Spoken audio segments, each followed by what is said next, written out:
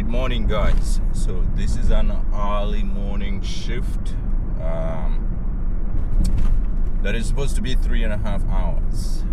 Actually, not 3.5 hours. It's supposed to be 3 hours. When I said in my previous videos that sometimes the job feels overwhelming, this is what I was talking about. So I'm going 35 miles away from the station into the city in the middle of Boston. So this, when I said sometimes it could be overwhelming, this is exactly what I meant. So today you're going to witness how rigorous this job can be.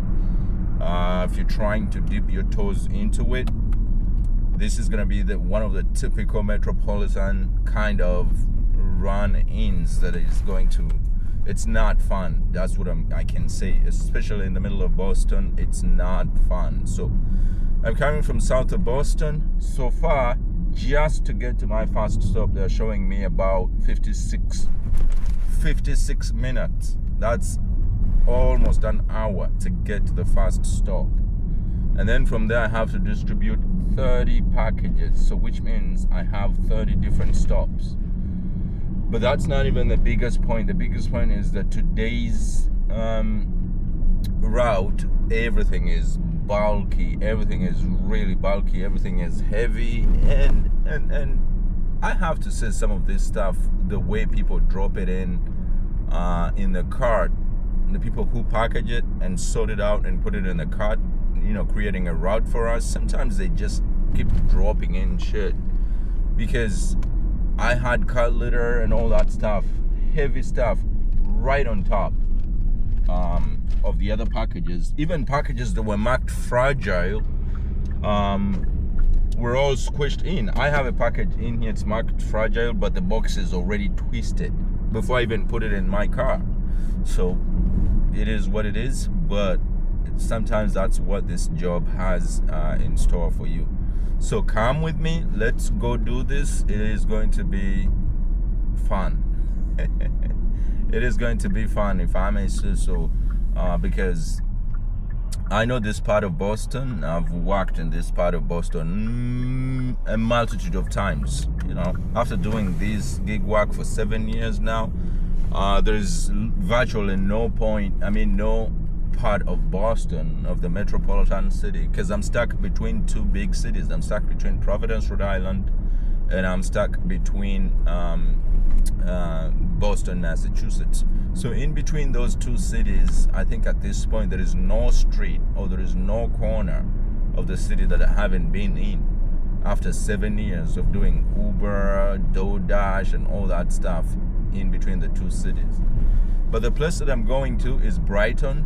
So Brighton has a lot of hospitals and has a lot of schools, which these are my worst nightmares to drop packages at. But the good thing is it's daytime. The shift was supposed to start at 6:45. So I signed in at exactly 6:35, and by 7 I was leaving the station. So it means it took me close to 6:35.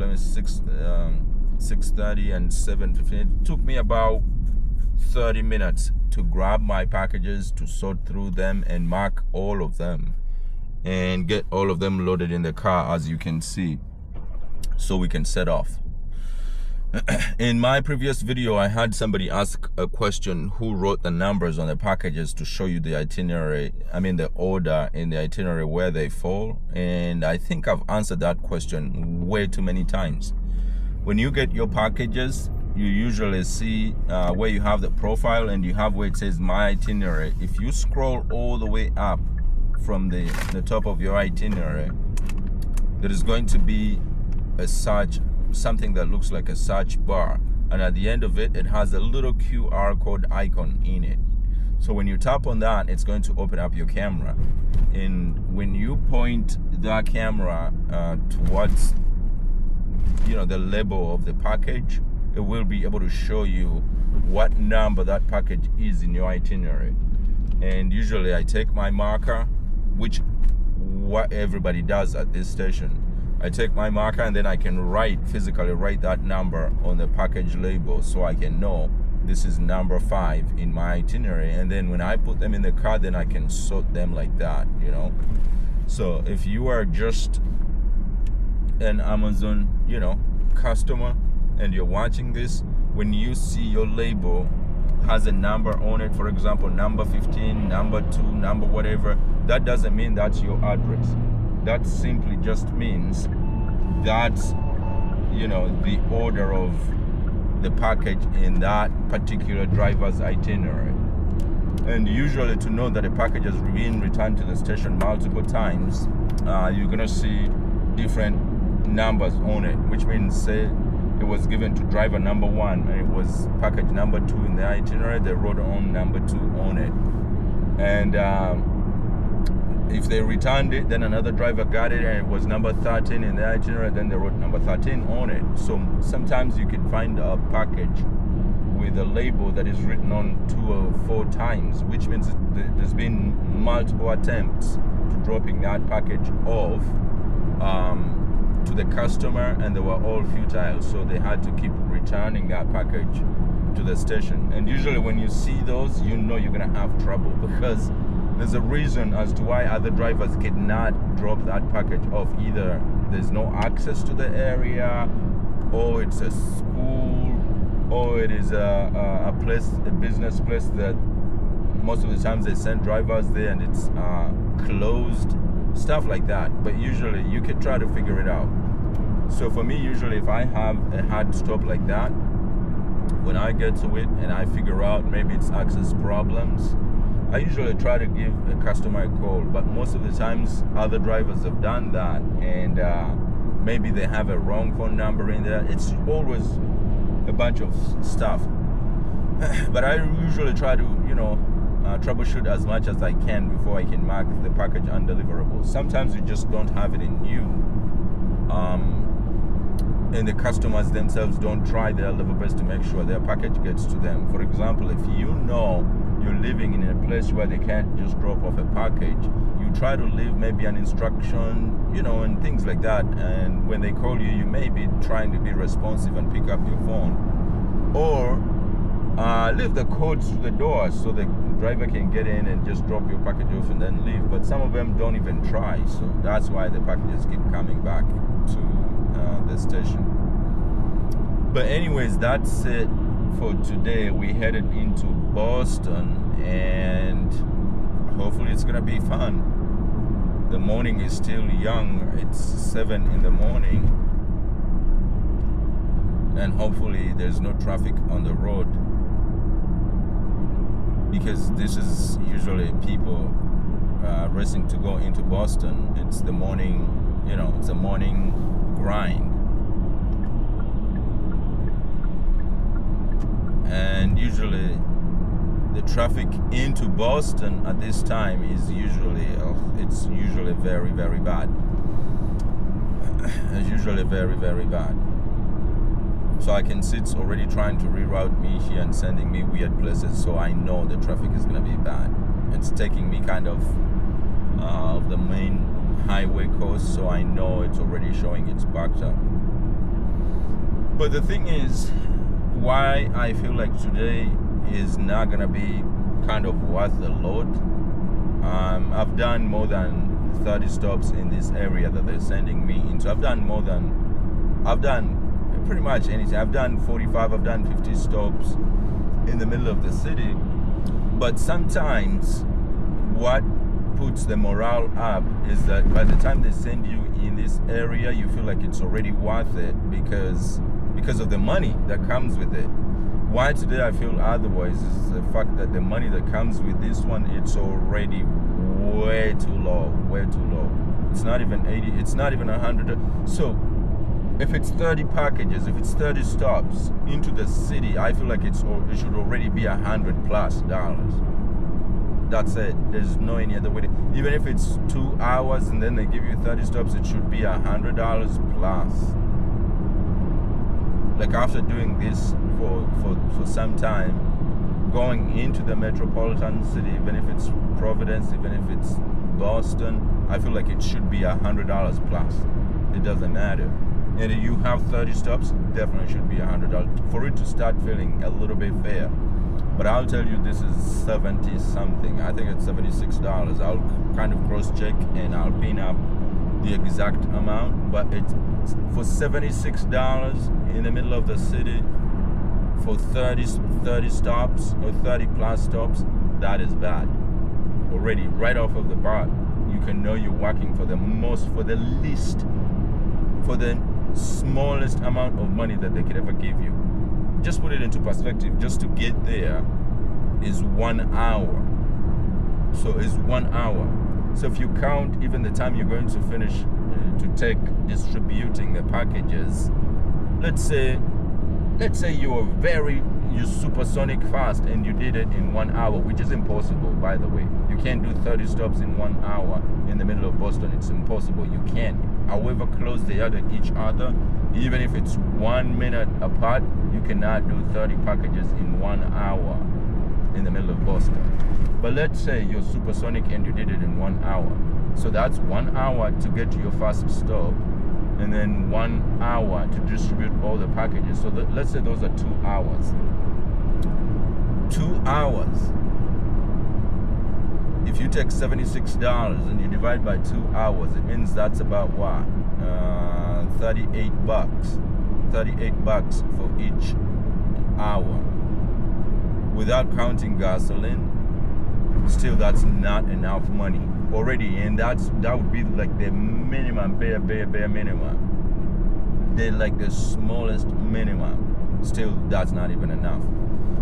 And as you're going to find out already, I said it's impossible to do it in 1 hour, so which means we're going to take about 2 hours to distribute the packages and then 1 hour to drive just to the first stop.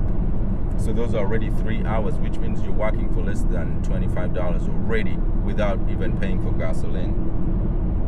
So if you factor in each and everything after that, even counting your commute from the city back out, you're going to realize real quick that it's going to drop even less than $15 an hour at this point. So some of these jobs, every once in a while you luck out.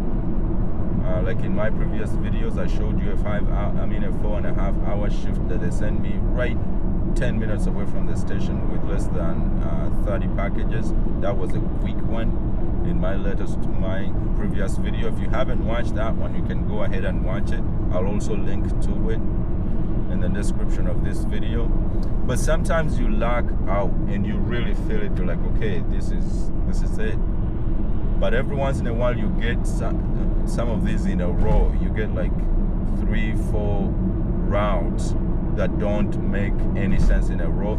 That is the time people feel like giving up. That is the time that people feel like it's not worth it. They feel like giving up. So on a day like today, I can't. It's a morning shift. It's the morale. I'm trying to gather it.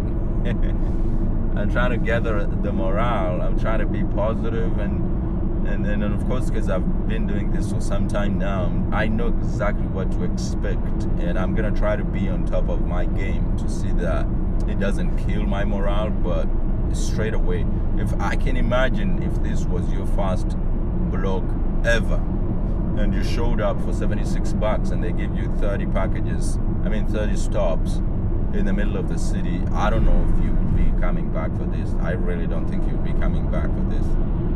And that's why they get like people who've been doing it for a long time, who know sometimes you luck out, sometimes you don't. So that's why they're like, okay, you can take it because you know maybe the next shift is going to be a lot better. And that being said, I have 4 other shifts lined up for today, which are smaller shifts. Smaller blocks. This is supposed to be the biggest block that I have for today. Others are going to be $38 for 1.5 hours, and I think I have 2 of those. And even then, before the gasoline prices rose up, which is a recent phenomenon, we used to have 1.5 hours for $40.50. And then all of a sudden the gasoline prices go up, and Amazon decides that with the rise of gasoline prices, I'm going to take a $40 block and I'm gonna drop it down another $2, so it's 38.50 cents now. Like, I don't understand the relationship between those, because wouldn't you think, to make your drivers happy, that if the gasoline prices go up, you just increase your block pay by $2 instead of taking the $2.50 off? I did not understand that logic, and it was like kind of a joke, and it stayed. So they reduced that by $2.50. Why? I don't know.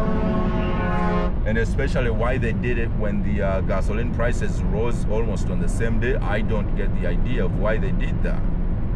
I really just don't understand. But yeah, so that's what it is. So on my station, on the station that I get 99% of my haul off of, a 1.5 hour shift pays you $38.50. And usually, so that's, I'm talking about the best pay. Some people lack out, which I've not done in a very, very long time, like almost 2 years. I haven't gotten some of the block pays that I see people flexing with. The best pays is what I'm talking about. So 1 hour is usually gonna be $20. So it used to be $26 for 1 hour, and then all of a sudden they cut it down to $21 now. So for 1 hour, which is the beginning kind of block at this station, is going to be $21. And then for 1.5 hours, which is the second tier up, it's going to be $38.50. And then for the next tier up, which is going to be 2 hours, usually those go for $51. And then the next one after that is going to be 3 hours. So that's when you start to go into the $76. Like the one I have today is $76. It's supposed to be 3 hours. And then from there you go to 3.5 hours. Usually those are 80. They fluctuate, but they're usually 80. They run between 80 and $89. And then after that you go into the full 4 hours. 4 hours is usually going to be $90. And then 4.5 is 115. No, actually light. So 4.5 is usually the one that is going to be 100, 105, and then 4.5, $115. And then 5 hour, which I will never do 5 hours ever again. Those ones usually will run for 120, 134, 135. Also, the time matters. What time of the day the block is going to be. Sometimes you may see an increase of about $5, $3 here, just because of the fluctuations in time. But on a general basis, that feels like is the best pay for, and it's this one that I pick up. 90% of my stuff is a same-day delivery store, so that also matters. Sometimes there is same-day delivery, which means all the packages that you're going to be delivering on that day were kind of ordered in the last 48 hours, 24, 48 hours. So that's a same-day delivery, and usually the workings of those is different. They're going to take you sporadic areas. They're going to be different, bigger spaces in between packages. But most of the times, those are the stations that have a lot of work that you can pick 5, 4 different blocks off of a day. But the .com kind of stations, those are stations that people order stuff from, the .com. So those ones have a lot more control of their packages. So because if you order from Amazon, it could come to you in a week, it could come to you in 2 weeks or whatever, a few days. So those ones have a lot more control of their itineraries and stops. So if you pick up from a .com area, it means most of your packages are usually going to be going in the same area, and they're going to be having less time in between stops. They have way more control because they had these packages for a long time, so they create an itinerary for a driver that is most favorable. So if you are starting out and you have a choice between same-day delivery stations and .com stations, I would suggest you use .com stations, because most of their packages are going to be a lot more organized. They're going to be a lot more closer to each other in between stops. and they're going to be fully more organized. That's a big point. Like if we go back to the point that I was making of getting your packages and sorting through them, and like writing how they fall into your itinerary. Like this is package number 5, this is package number 25. Going back to that, in the .com places, sometimes they even have your packages labeled out for you, which one comes first, which one comes last, and they have the physical number written on them, I mean like printed on the label. So they will show you that this package is supposed to be number 1, this package is supposed to be number 30 in your itinerary, which does not happen at the same-day delivery stations. That one you have to figure it out yourself. So that is the biggest difference between the .com stations and the same-day delivery stations. .com stations don't have a lot of work, but when the work shows up, it's more organized, it's more articulate. And same-day delivery stations have a lot of work, but it's not going to be very organized. It's going to be sporadic, and most of the times you're going to be having huge spaces in matter of time and mileage between stops. So if you were to ask me, it's harder to do same-day delivery stations than it is .com stations. So that's it. And also the pickup at the stations. Usually .com stations have a more organized kind of situation when you're picking up. You're going to interact with a lot more people than you do on the .com stations, and there is going to be a clear way of doing things. Clear way of doing things. Not saying that same-day delivery stations do not have a clear way of doing things, but it's a lot more chaotic. So if you're just starting out, you could easily be overwhelmed. Like if you show up and there is 100 drivers all trying to scan in their ID, people are doing this and doing that, going up and down.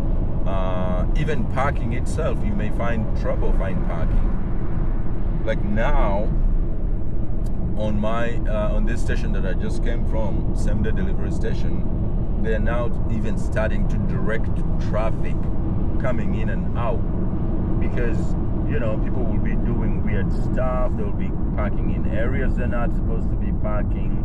There's a lot of item carts around that have not been wheeled back in. It's kind of chaotic. So I'd suggest, if you're just starting out, to look out for that. It's just a small detail that may make your work a lot way easier if you paid attention to it. So here we are. We've already started hitting traffic going into Boston.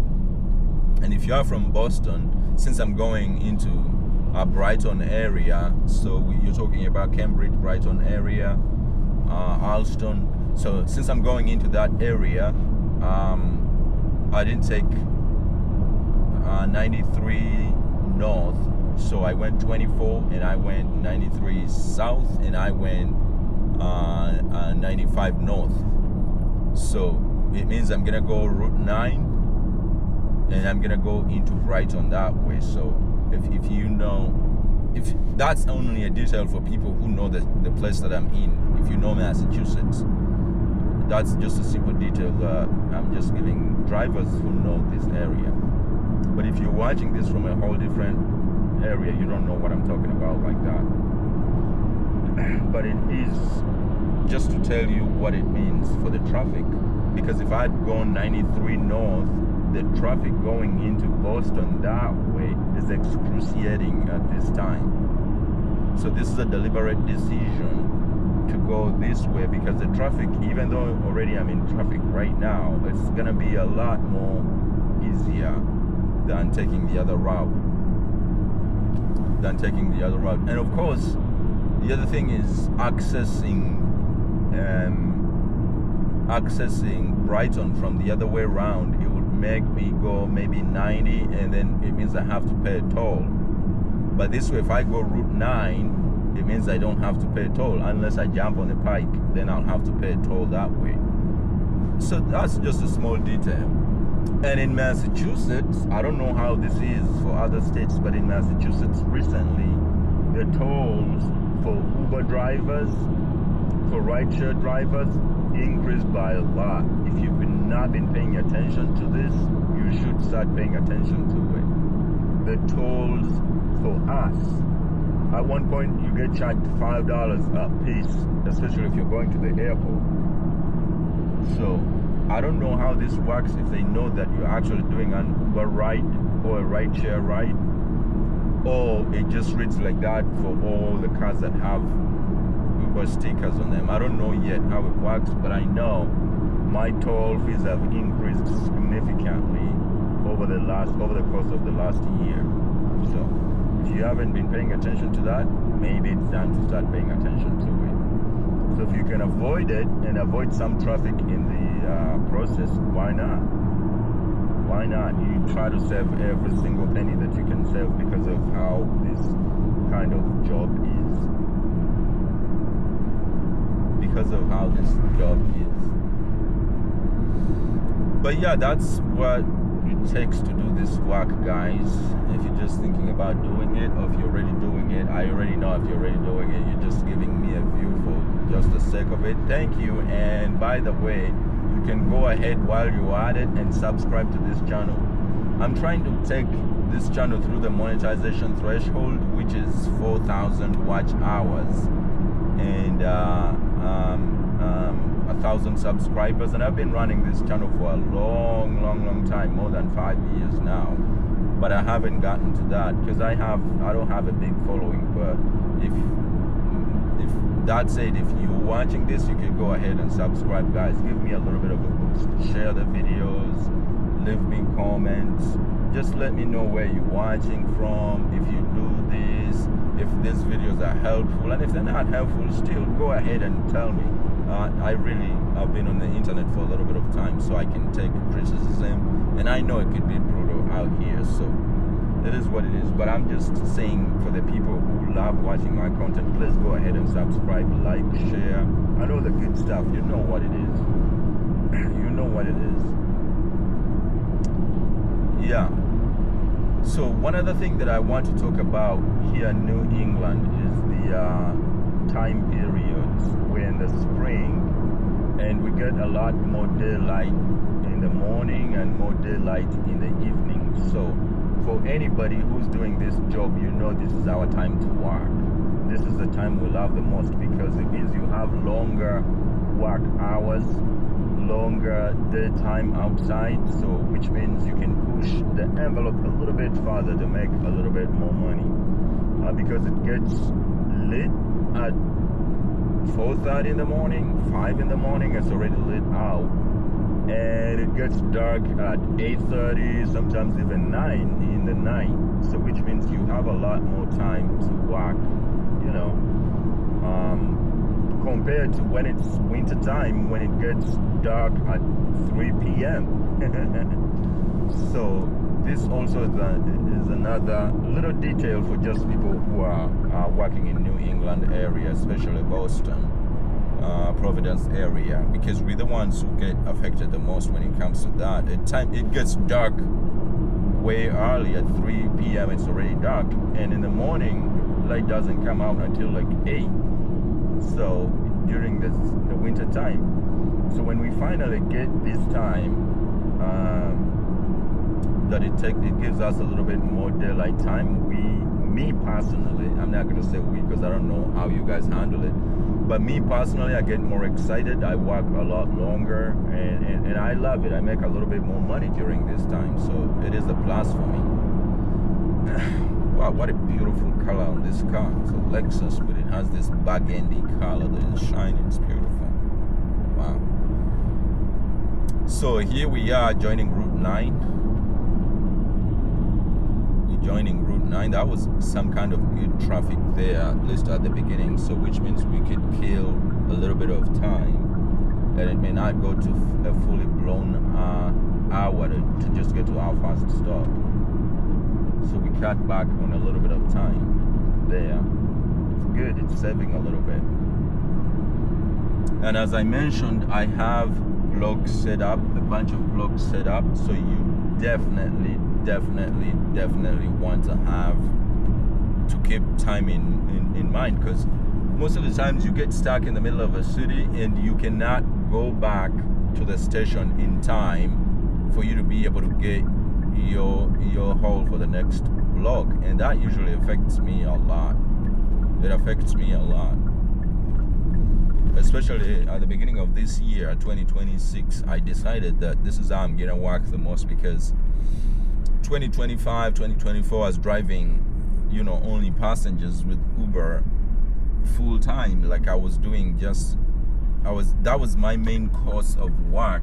It was Uber, until I realized, wait a minute, you get tired too much, you get taken out of your work way too much, you get to do too much, you feel like it stretches you out too much. So I decided I was not gonna do that, and I was going to do a lot more of Amazon Flex, and then Uber to just be a complement. So now what happens if I set up Amazon Flex as that total to $200? That is my goal, which is today I got it. So I set up a couple of delivery blocks, and if they total to $200, in order for me to be able to hit my goal, which is $250 to $300 a day, if I'm successful, then it becomes easier, because the Amazon Flex, as soon as for as long as you sign in on time, you're guaranteed you're going to make that money. So now it becomes a game of chasing time, which means if you can sign in on time and grab your packages, then you're going to be guaranteed of that $200 a day.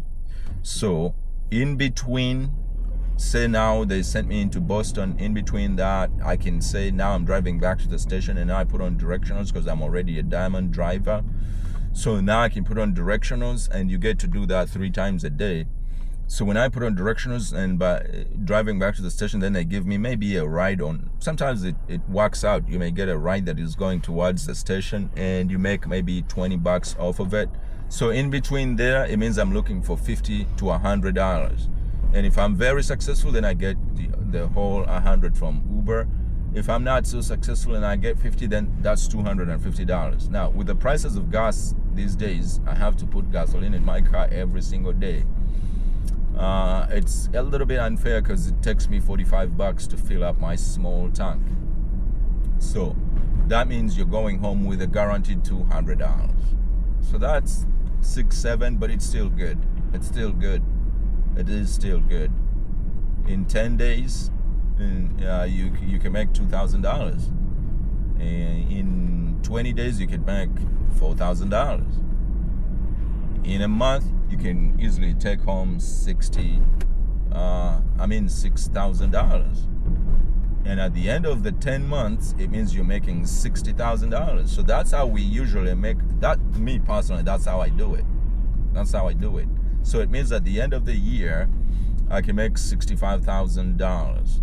That's a good pay if you live in Massachusetts, because most of the people here, they run between maybe $35,000 a year to $100,000 a year. People are doing kind of good. So if I take a clean $200 home every single day, it means at the end of the year, I'm making $65,000. That's good. That is really good money, because there's professionals who are not having as much freedom as I have, who cannot do this while they're working, and they are making less than that, and they have a boss on the back of their head talking in their ears. I don't have any of that. I kind of control my shit, and I can make the same money they're making, or even sometimes more. So that's my goal anyways. So if you're watching this and you are a gig worker too, let me know what your goal is. Do you guys set money goals like that, and have you been hitting those money goals of recent, because of recent it's becoming a lot more harder and harder to hit the goal. But that's why I keep telling you that I have to move the goalpost around a little bit. Like I have to work more Amazon Flex now than Uber, just to make sure that I make the ends meet. I make my goals meet for my financial goals successfully. You have to think about it, and you have to think about how every small chip that you chip away every single minute adds to the bigger picture of your monetary goals over the course of the year. And so it's 6, 7, but it works. The only thing is, for it to work for you like that, you have to have a lot of discipline.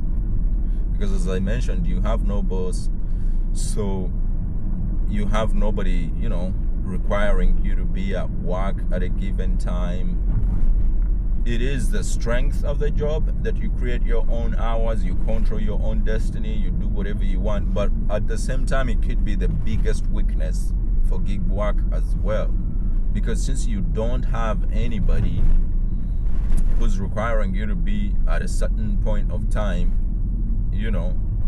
at a certain point in a given time, what happens then? You decide, if you feel weak that morning, you may just decide not to show up for work, and that becomes a problem in the long run. So it is the biggest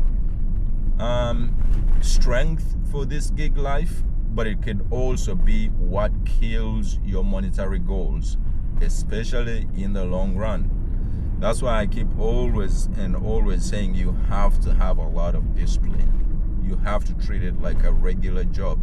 If you have to be at work, try 99% of the time to be at work at the same exact time you're supposed to be working. It doesn't matter even if it's raining, it doesn't matter even if it's snowing. If you're supposed to be at work to achieve your goal, try to be there. Otherwise, you will fall through the cracks real easy. Really, really easy. And just because of things like that, you find a person like me who never knows the difference between Sunday and Friday. Because for me, every day is a work day. And when I say that, I really mean it. Like, I don't have day offs, I don't have weekends, I dedicated my life to this. Now, the way I deal with special events, family time and all that stuff, is that I wiggle around time. So if I know I want I have to be very intentional. If I want to spend time with my children every single day, if I have to eat dinner with my children every single day, it means I have to be starting work at a specific time every day. If it means I have to be at work by 6 every single day, I have to be at work at 6 every single day. So by 5, I'm home, and then I can watch my kids for a little bit, we could play for a little bit, we can have dinner. It's a tough time, but you have to be very intentional. That's what I have to say. You have to be intentional. You have to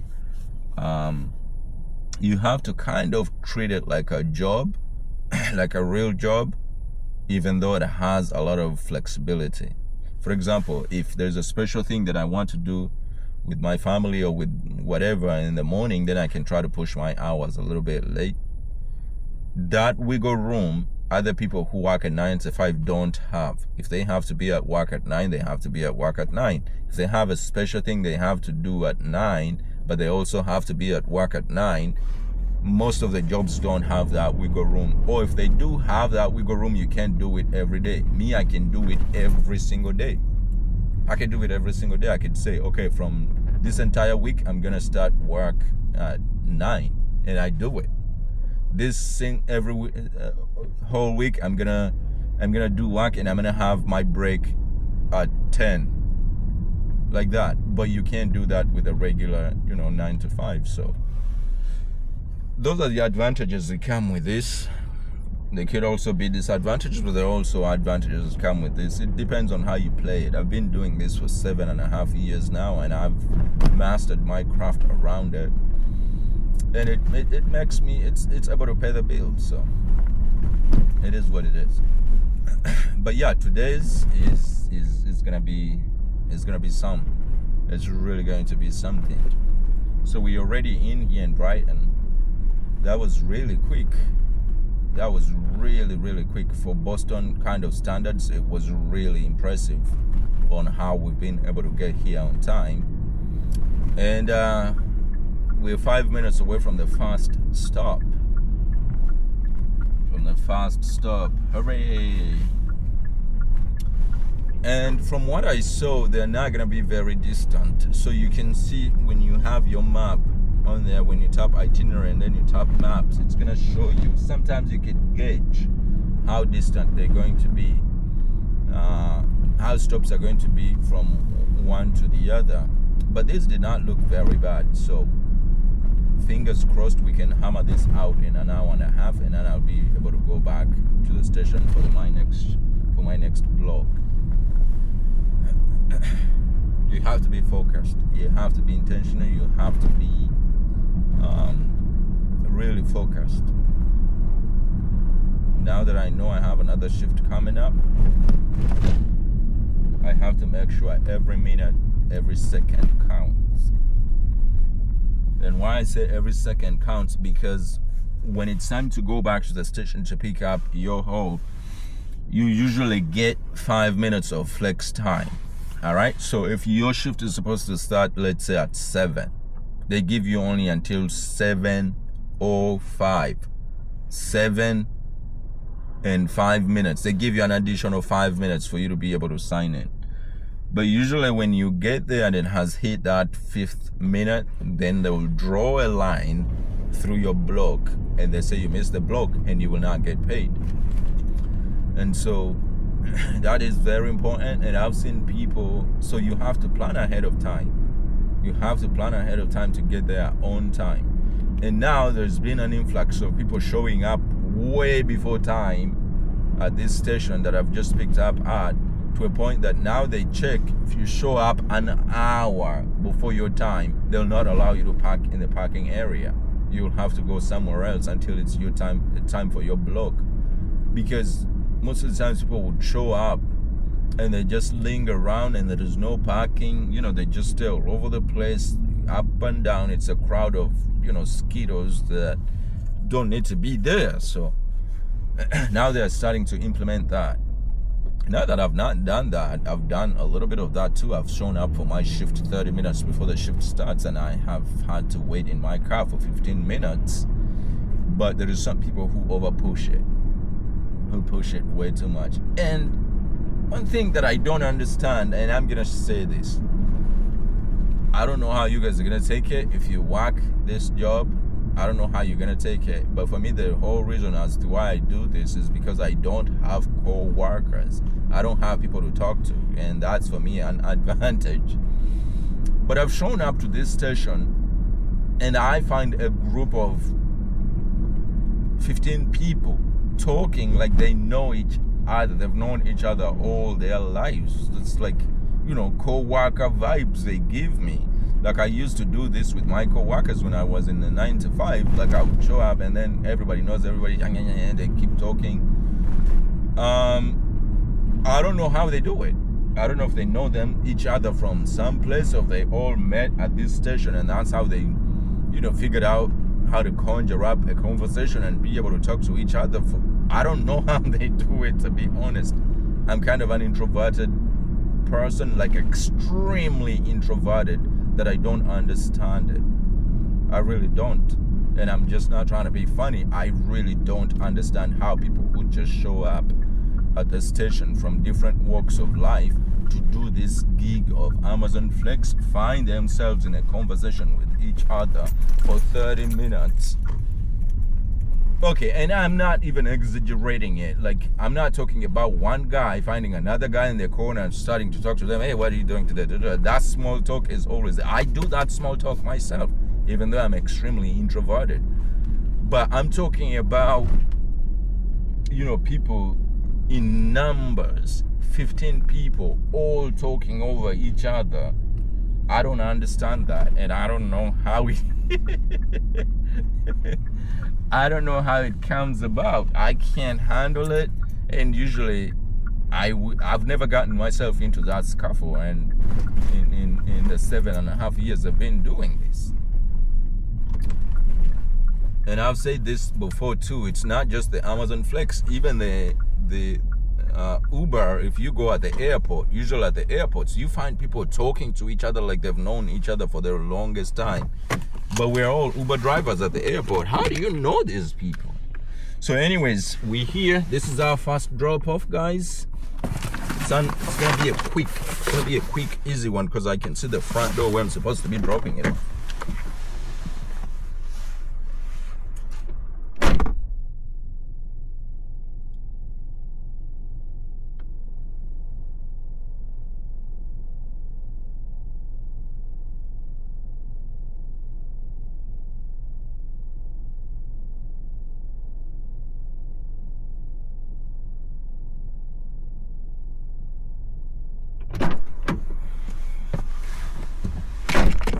All right, guys, that was successful. That was very, very successful. Let me see this. Yeah, we're supposed to be turning around. Oh, I hate this. This is the order of the day if you work in Providence, Rhode Island. And I've said this multiple times, and I cannot be wrong. When I work in Providence, Rhode Island, almost every stop has to be a U-turn after you drop off. You don't just jump in your car and pull forward. It's different in Boston, even though this first stop required us to do that. And I paid close attention to it. If I'm in Rhode Island, if I'm in Providence, most of the times I have to turn around. And the city structure is almost the same between Rhode Island, Providence, and Boston, Massachusetts. But there's gonna be way more U-turns around if you walk in Providence, and I just don't get it. If somebody knows why that is, maybe it's a setup of the city or something, you can let me know. But I know I've paid enough attention to know I do more U-turns in Providence than Boston. I just don't know why. So if you know exactly why, because there's some people who usually know why things happen like that. Like I said something in one of my earlier videos about the school buses in Providence, how when you're stuck behind a school bus, it just doesn't stop and let the kids out, in and out, and then goes. But somebody physically comes out of the bus, looks around the bus before it takes off. So I say that because it hit me. We didn't have that in Massachusetts, and I saw it in Providence, and somebody clarified it for me. They said this was a law that they enacted in Providence. It's a safety thing. They do, because apparently buses ran over kids for a good number of times, and it was enough to enact this law. It's a safety thing, which was brilliant when I thought about it. It takes literally if you're a parent like I am, you understand where I'm coming from. Kids can be kids. And so they don't do this. We don't do this in Massachusetts, but they do it in Providence, and I think it's a good thing. It takes only a few seconds for a driver's assistant to come out and look around the bus before it takes off. That extra added pitch of safety, I think it's worth it. But yeah, I saw it in Providence, and I said it, and somebody clarified it for me, and I appreciate that, because it was kind of strange the first time I saw it. So it's the same thing. If somebody can clarify on why I have to do way more U-turns in Providence than I do in Boston, please clarify it for me, because I don't know why, but I've paid enough attention to know I do more U-turns in Providence than I do in Boston. So let's go back to how far this second stop is from the first stop. It was 5 minutes, so that is the average you really want to do in between stops. You want to do 5 minutes in between stops. So that means if you do 6 or 7 stops, then you could do 10 stops in an hour. On average, 10 stops in an hour if they're kind of 5 to 6 minutes in between each. And that's kind of a good standard there. But now where it starts to get murky, if they begin to go into 7, 8, 10 minutes, then you know you're gonna take a whole lot of time. And there's always gonna be detours, there's always gonna be redirection of traffic, there's always gonna be all these other things that you have to put into consideration. I'm loving this though. The crowds are not out yet. Nobody let the dogs out yet in Brighton here. Nobody let the dogs out yet, so it's still, the traffic is flowing very, very nice. Oh, I forgot. It's holiday. It's vacation. It's spring break. Oh my gosh. Oh my gosh. It is spring break here in Boston, which means the entire school traffic is cut off. Right now I'm in a school zone. At 8 in the morning. If this was not spring break time, oh my God. Oh my gosh. So break time or holiday time, spring break like this, oh, things are so good because school traffic is all eliminated in one go. No school traffic. School traffic is a really, really big problem when you're doing this job. It is by law, you can't just, drive over school buses. But yeah, it makes our work a lot easier when we're in vacation time like this, because it takes out a very good chunk of the traffic. School traffic can be very, very brutal. So I think that's why I'm seeing today here in Brighton, it's a lot easier to go through these streets, these narrower streets, very narrow. And of course, when it's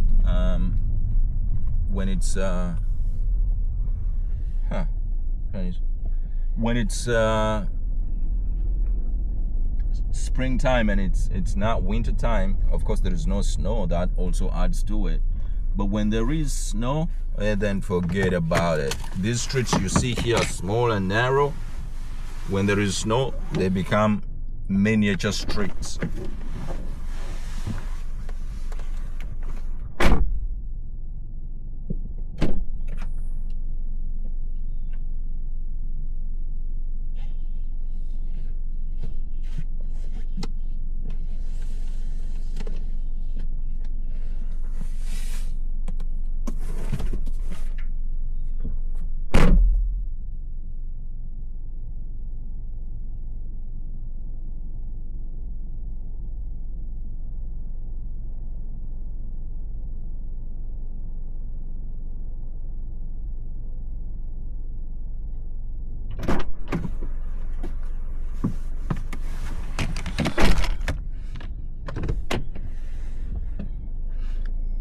Okay, that had to be the heaviest package I have so far. And as usual, it's the packages that I hate the most. The cut litter. Oh my God. People pile up a bunch of sand for you to carry in a box that is packaged in a very, very weird way. Has no handles on it. My gosh. Oh my gosh. Cut litter is the worst. Okay. Here's another problem. One-way street, locked in the back, and you have a recycling truck pushing me farther in. That's also another thing. Trash days. If it's trash day and you get behind these garbage trucks, oh my god, it could be really, it could get from the next package is supposed to be 3 minutes, yeah, but if you get stuck a good garbage truck, 3 minutes could become 300 minutes. But this is good. This is a recycling truck, so it's gonna go by faster. I may still make it in my 3 minutes to the next stop. Each stop counts, guys. Each stop counts. Each stop does count.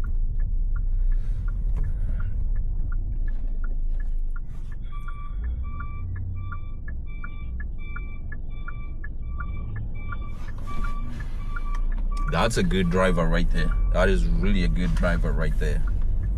Yeah, that is a good driver right there.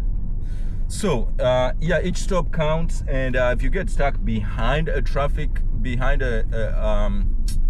garbage truck like that, and it's a one-way, you can't go back. Sometimes you can even turn around, but because of how narrow the streets are, I told you, especially in the winter, it's miniature. They go from small narrow streets to miniature streets, right? To miniature streets. And if you get stuck behind one of those, the only way I can say it is you're doomed. You're doomed, bro. It could turn 5 minutes into 25 minutes quick like that, easily. Easy. So that's also another thing. It's not just school traffic, it's also garbage collection traffic. There is rerouting because of utility work. Metro problems. Closed doors. You can't go in access buildings, which is very different from problems that you get if they send you into suburban areas. If you go into a village area, I usually call them village areas, my best places to deliver packages to. Everybody has a driveway, everybody has a place that they mark that you could put their packages. Simple and quick, because most of the times the time is wasted during the drop-off process itself. Like the time you're spending accessing the building and in and out of the building, that's where the time gets wasted. If the building is closed-ish, then you're gonna waste more time to try to access the building. That's where you spend most of your time. But if you're just supposed to drop it off at the front door and you're out, it's easy, it's quick, it's easy, in and out. Alright, so we're on our third package.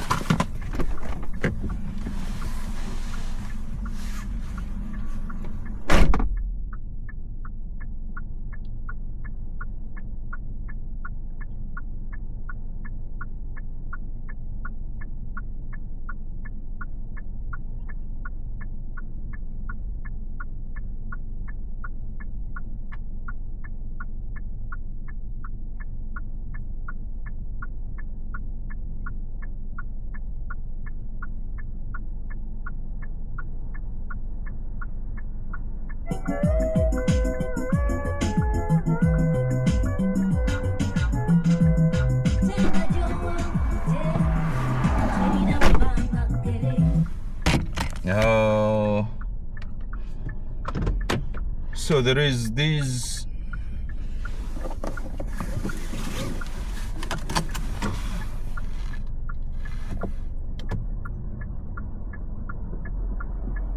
this next one is close. It's 2 minutes away, but I want to talk about the entrances to buildings, especially here in the city. There is a system that Amazon uses. It uses Bluetooth to unlock doors. I just don't know how technology works like that, but I know we have a button that they give us in here in the application, and it's called one-click access. So when you get to that door, and the best thing is that it even shows you the picture of the door that you're supposed to be unlocking. All right, so this is how this technology works. If you go to the door, you're supposed to open up that button and click on it and put your phone closer to the door, to the lock of the door, depending on how the door is set up, and it will unlock the door for you and you'll go in. Now when that technology works, what a sense of relief. Oh my, you have no idea. You get to a door, you clearly see you cannot get in, and then there's a one click, you click it and the door opens and you can get in. And there's a mail room or a secure mail room or whatever, a place that is marked over there that you could leave the packages. That is the biggest sigh of relief when you're doing this job. And it works, I would say 90% of the time, it's good. So I wish every door had that. I don't know how it works, but I know we have it and we have access to it. And as soon as you click it and the door opens, you feel a sense of relief. You're like, oh yeah, I can get in here. It's just, it explains access. That's what access means. It means I can go in, I can access this building. What a sense of relief.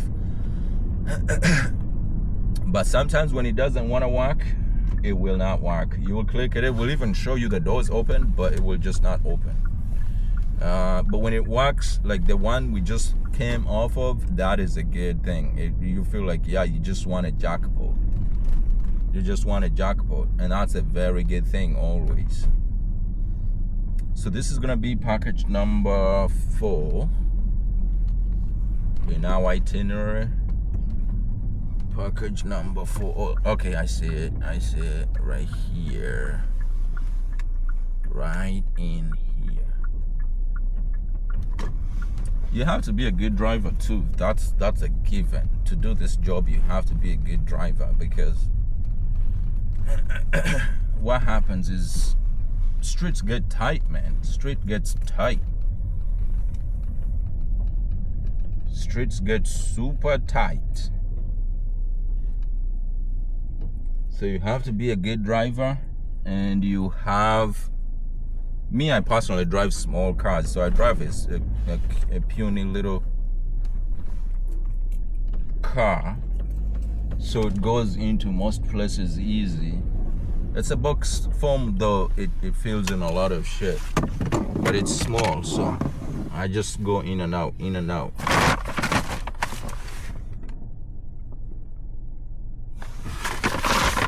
I'll be right back.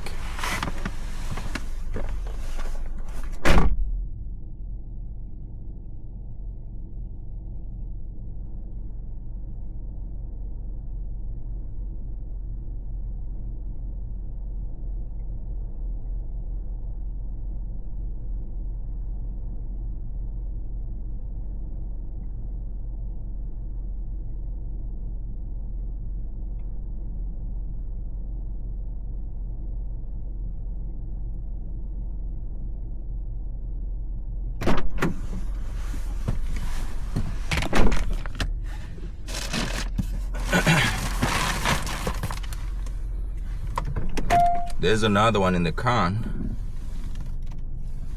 So the next one is supposed to be the closest, because it's only a minute away. Let's start that ride. I'm backing out of this, and it's a hilltop.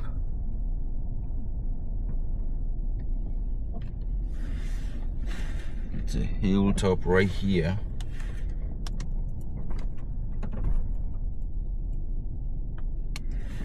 Very, very good. Alright, so the next one is supposed to be just a minute away, which means it's the next house over. So here we are.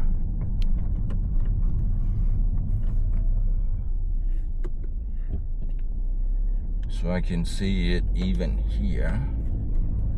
That's a jackpot. Very, very close. Yeah, oh yeah, that's a jackpot right there. And I think I have it in the back. I remember this one being big.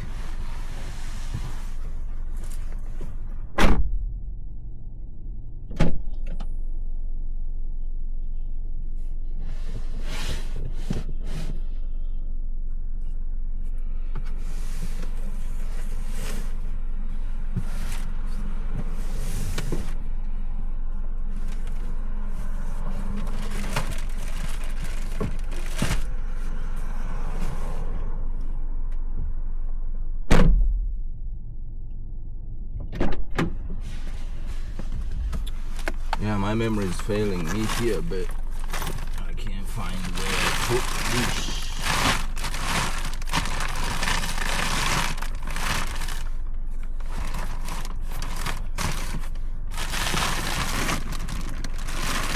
I think it's that one. Nope. I think it's this one.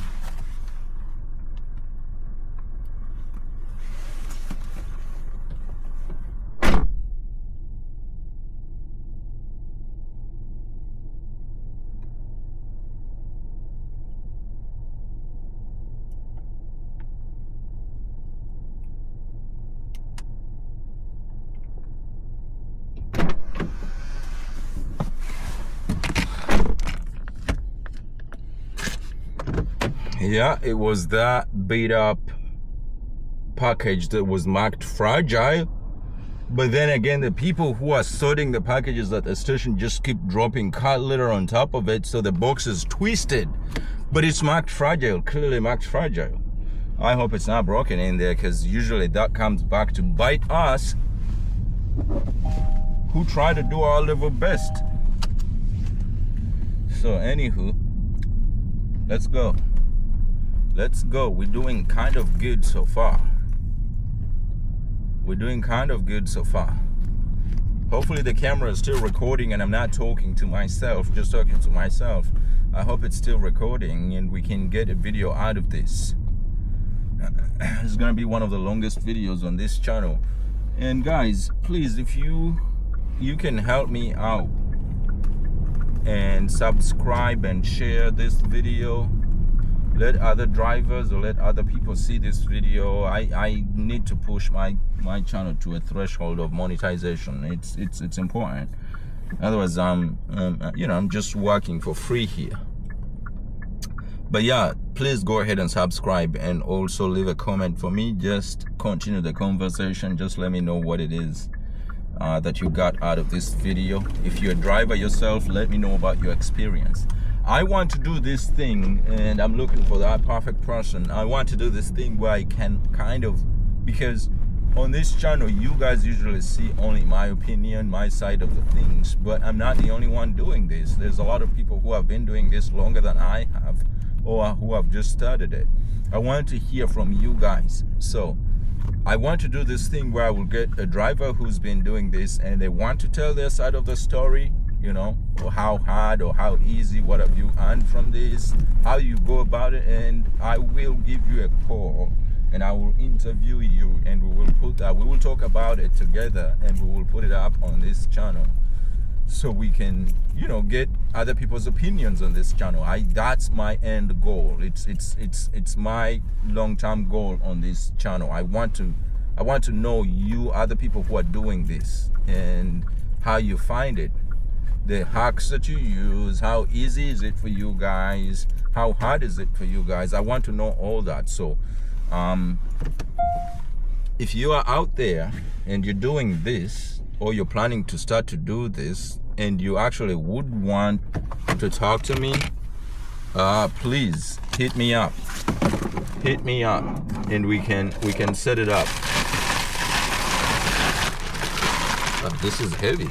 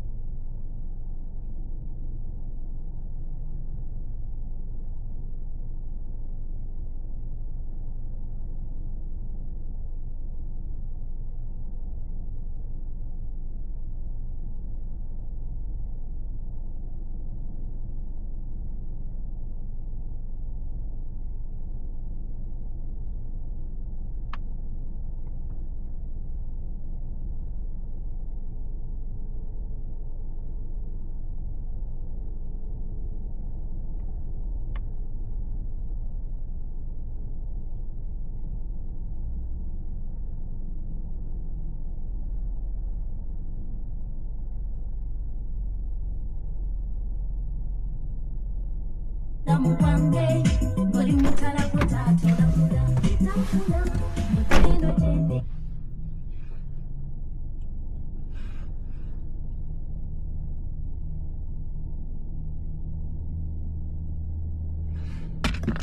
right, I'm back.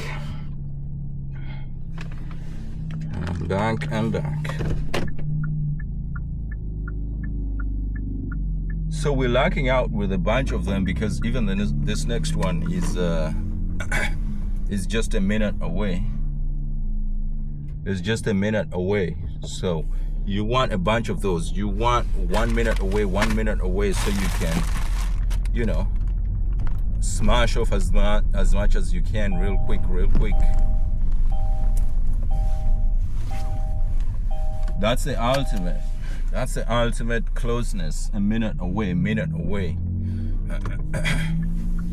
If you have 30 deliveries and 10 of them are a minute apart, it means in 20 minutes, literally 25 minutes, you can do 10 packages, and then you figure out the other 20. So it's the ultimate that could ever happen to you, 1 minute apart. There we go. That's another Uber driver with a brand new Venza. Wow. You guys drive big cars, bro. Like, I don't know how you can afford it. But you drive really ridiculously big cars. And I understand the people who go for the Uber Black to do the biggest cars so they can get a little bit more. But there is some people who are in between. Not a small sized SUV, but kind of a big sized SUV. But it's not making it all the way to Uber Black yet. I'm like, how do you guys make it? I don't know how they make it, but I know mine is a smaller engine. It's a really small engine, but with the prices of gasoline these days, it's becoming ridiculous. You know what? Let me park on the side here. Not gonna go on these people's driveways so I can get stuck in there. I can't even come out when there is free street parking here that is readily accessible. I don't even have to do parallel parking.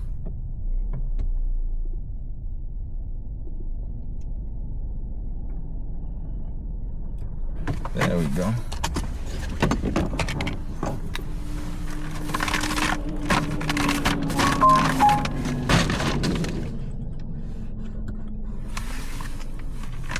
Okay, let's see, what package number is this?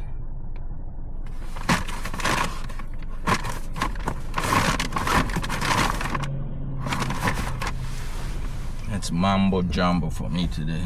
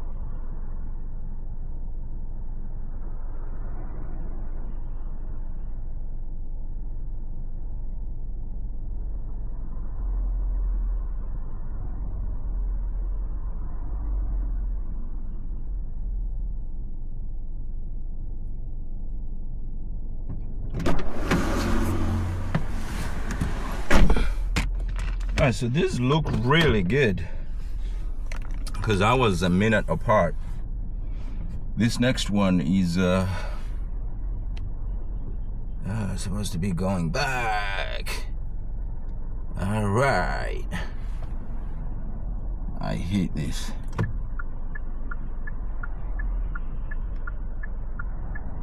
I'm gonna try to bullshit my way into going back. But yeah, this seemed to be closer. The other one was a minute apart. This one is 3 minutes apart. Garbage truck on my body butt. Let's go. That's why I drive a small car. You have to be nimble, you have to be quick, you have to be able to park it in tight spaces, you have to be able to go through thin miniature streets, you have to be able to maneuver your way around. It's impossible sometimes driving in Boston here.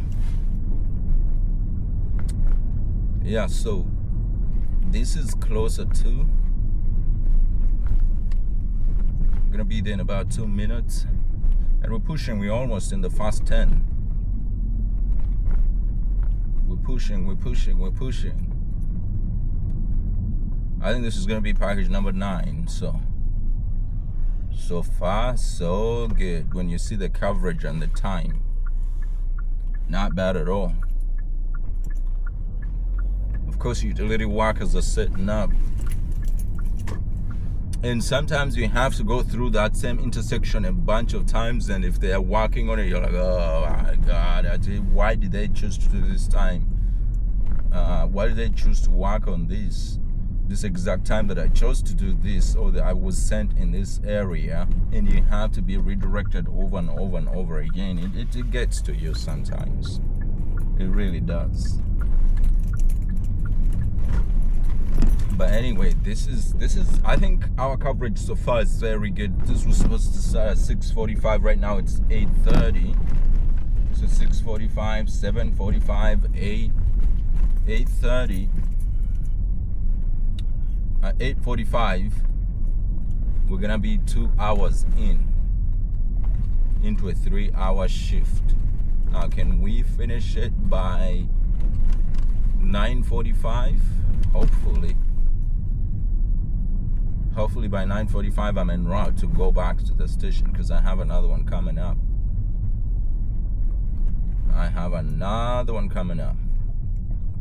And you would think that the Amazon Flex is sophisticated, that it can know that this person actually has a route that is going to be coming up right after this, so let's not send him weird long areas. You would think they would think about that. No, they don't. You're on your own.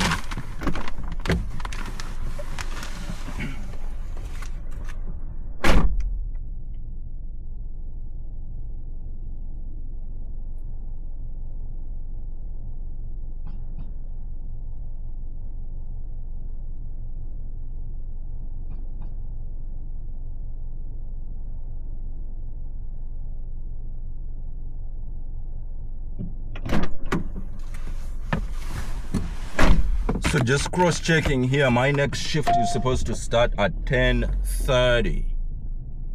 10:30. It's supposed to start at 10:30. This is supposed to end at 9:45. 10:30 gives me 45 minutes. If you add in the 5 extra minutes, it gives me 50 minutes to get to the station and be able to have signed in at that time. So 10:30, right now we're going into 9.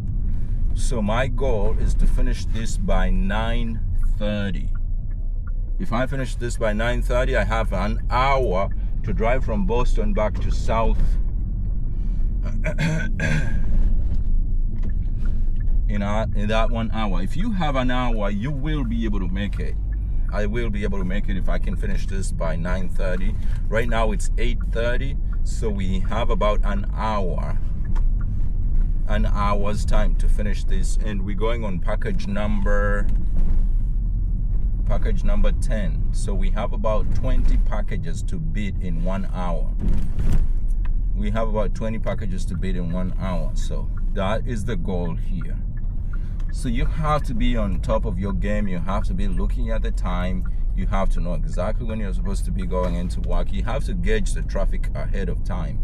It is very important. It's kind of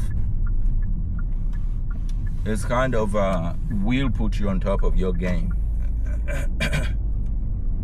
And so when you're working against time like that and wanting to finish everything, chasing time, you want places to have access. You want where you're delivering packages to have access. You don't want to spend time trying to call the customer to ask them for access. You want it to be direct, in and out, quick, you know?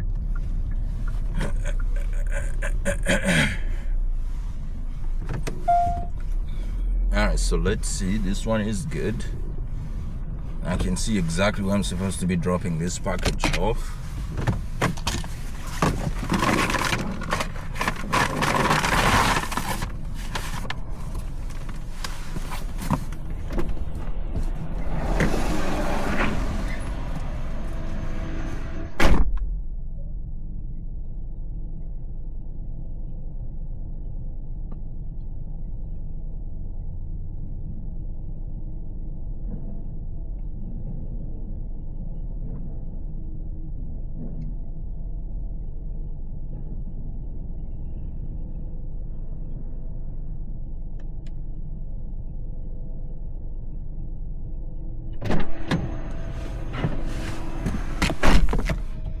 Alright guys, I think excuse me, I think we have a very good chance because they're really pretty close. The next one, so how the app works, it usually shows you the route you're on, like the package number you're on, the stop you're on, and it shows you the next one. So the one we're on, is 1 minute away, but the next one is also going to be around the same time, so it's going to be around 1 minute away, which means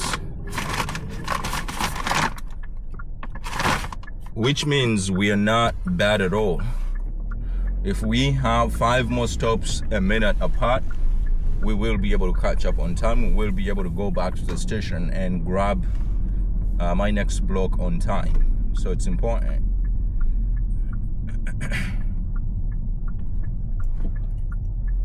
Let me see where this is.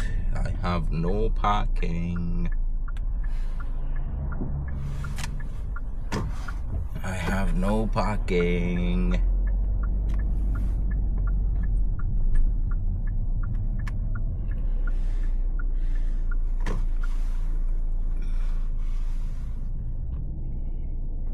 I'm just gonna wedge myself here a little bit in somebody's driveway.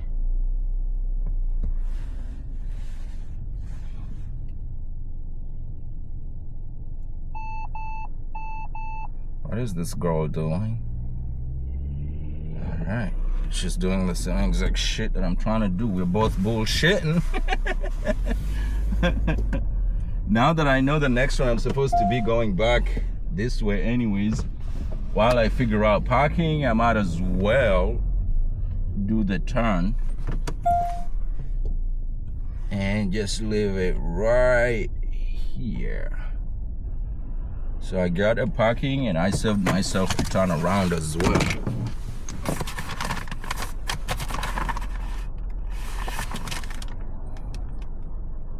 This has to be in the back.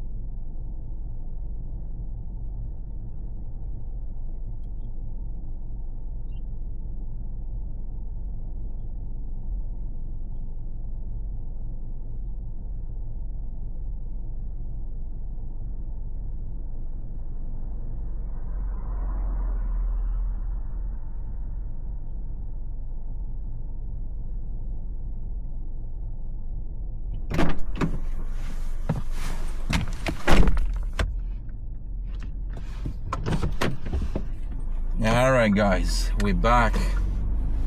Sometimes you have to get out of the car and walk for a minute or two to find these huddles of these places that people live in.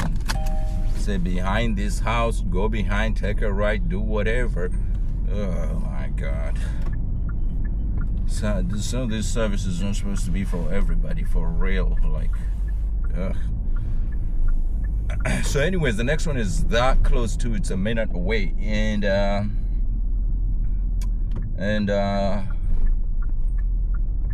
let me see, this is gonna be package number 12, so we will have 18 packages left. Can we really finish those 18 packages in an hour or less in order for me to be able to pump back to the station on time? Let's see, we will figure it out.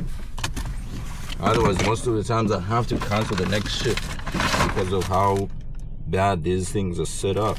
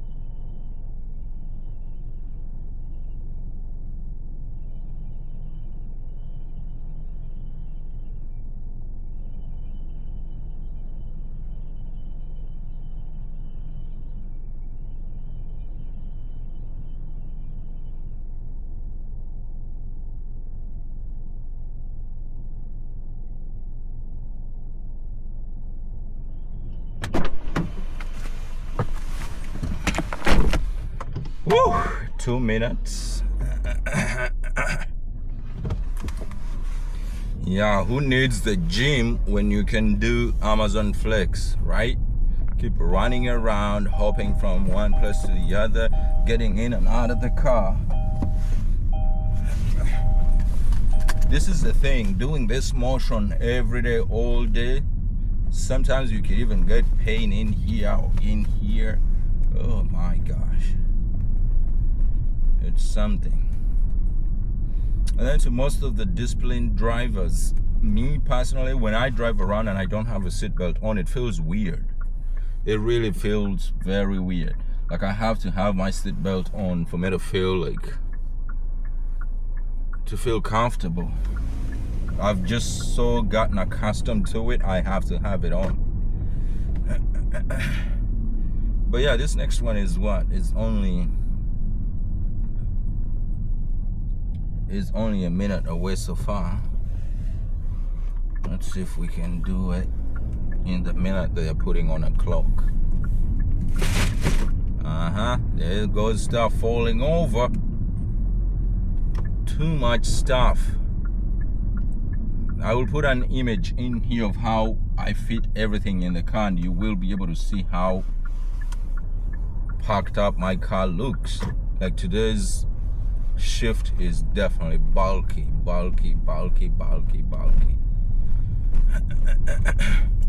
Filled up my entire little car.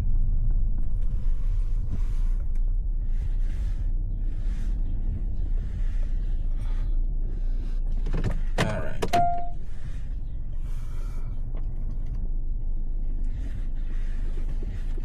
I don't know how many times I have to parallel park in a day.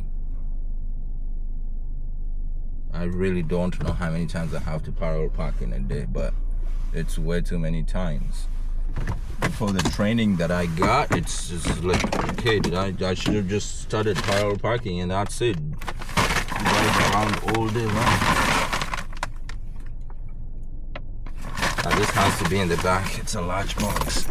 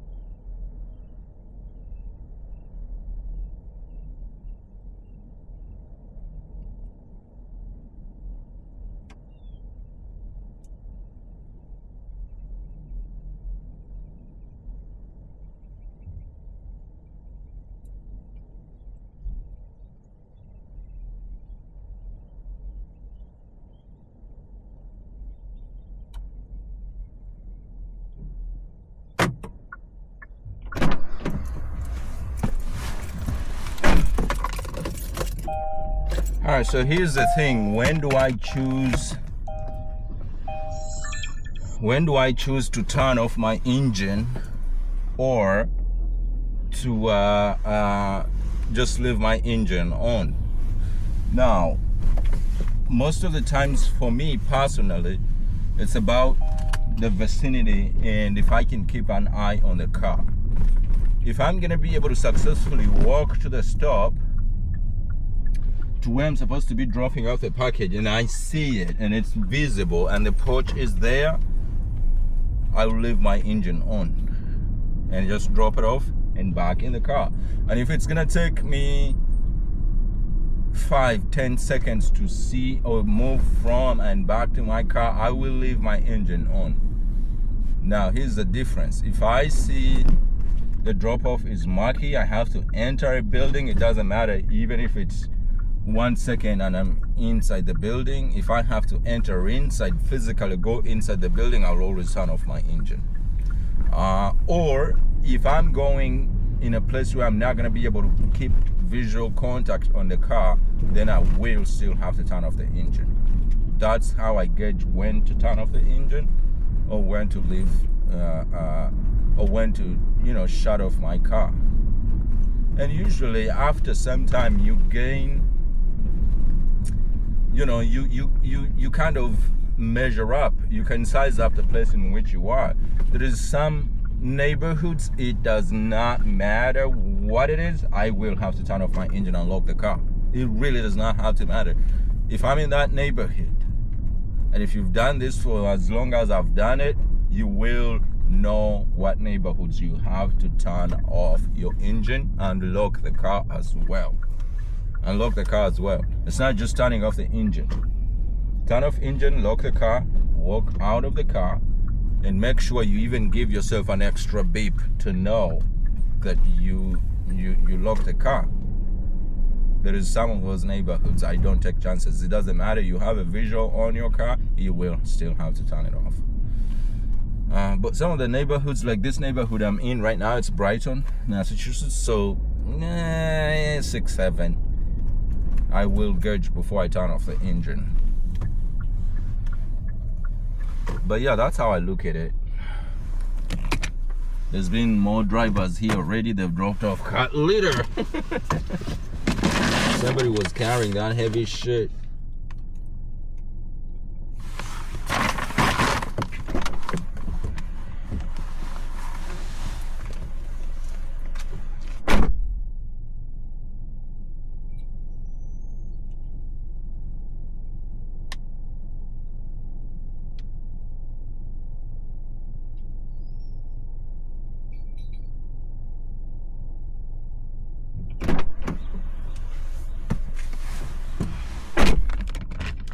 Yeah, that is an avid person. They buy from us a lot because they've had 4 drivers already today in that same house. I can tell by the numbers written on the packages that it's 4 different drivers who have dropped off those packages today so far. Yeah, that is a person who's giving us business. You gotta treasure them, because if it wasn't for you guys buying this stuff, we would be not working. So it is what it is. Everybody has to complain about their work a little bit, but I still think you guys are a lifesaver for me because you give me work. So I don't complain much about the clients, the customers buying this stuff. All right, so this one is very close and there is no parking. Sometimes you have no option but double park. And I'm gonna be back.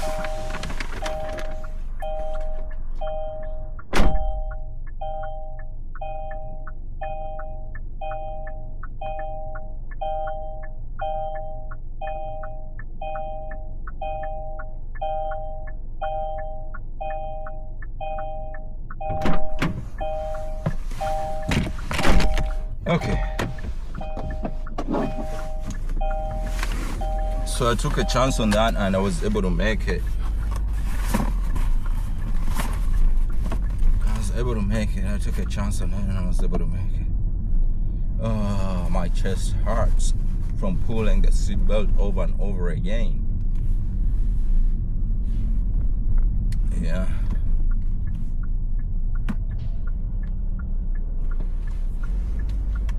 This is close to, it's just a minute away. So it looks like they sent me in here and I was very skeptical and I knew it was gonna be a nutcracker for me. But it looks like most of the packages are kind of close to each other, so it could be doable and I should be able to get back to in time for my next shift if I have a couple of more of these. If I have a couple more of these, I should be able to make it back to the station on time for my next one.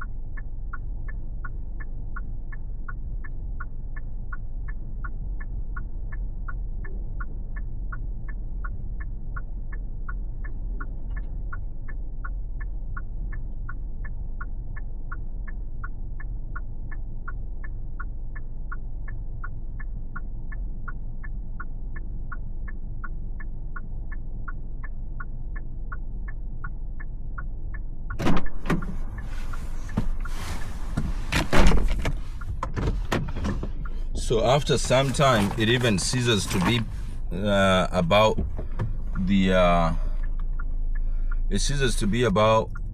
packages that you're doing, the route that you're doing, and it all starts pointing towards the next block.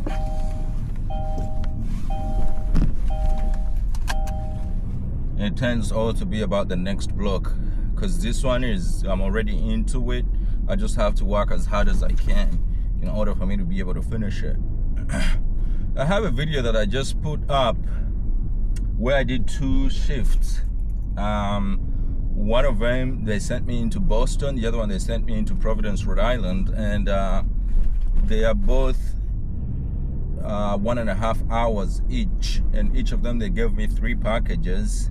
And I time-lapse recorded that, but it has a voiceover of me talking about that very shift. So if you haven't watched that video, it's the latest video. I'm gonna link to it too, so you can see that one records outside the cabin of the car too. So one of them, the one I think in Boston, records on the outside, so you could see the city of Boston, and the other one records inside the cabin, the one going into Providence, Rhode Island. So you can see me on the one that is going into Providence, and you can see the outside the city on the one that is going into Boston. So you can find that video over here, and as I explain some of the good gems in there, and I give you good tips about how to do this job. So if you want, you can watch that as well.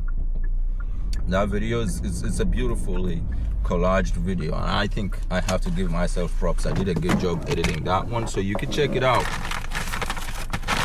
You can check it out, guys. Not there yet.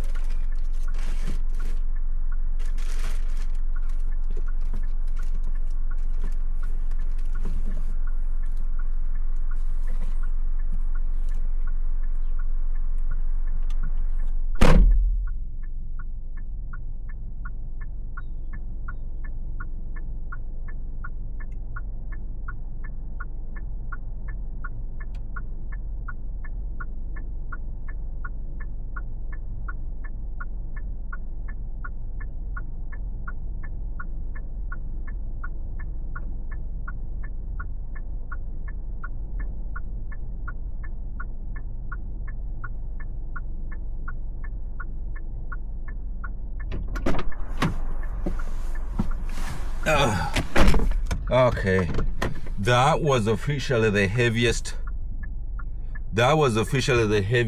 package of today. It was dumbbells, like workout equipment. Oh my god. So all your workout equipment set in one package, and I have to lift it and bring it to your door. Who needs the gym? Again, who needs the gym when you can do Amazon Flex? That's what it's all about. Who needs the gym when you can do Amazon Flex, right? I just lifted somebody's workout equipment all in one take to drop it off to their doorway. That's my workout for the day. I honestly think there is some of the drivers that may not be able to lift some of these packages in here. Honestly, I've seen some drivers that, I know I'm a very small person, but I've seen some drivers that look like they cannot lift a package like that. That's like 120 pounds. So I don't know. But yeah, it's ridiculous. Especially the cat litter, it's packed in a way that it doesn't even have anywhere for you to handle. It's a perfectly packed box with no handles on it. And this shit sometimes be 40, 50 pounds. Alright,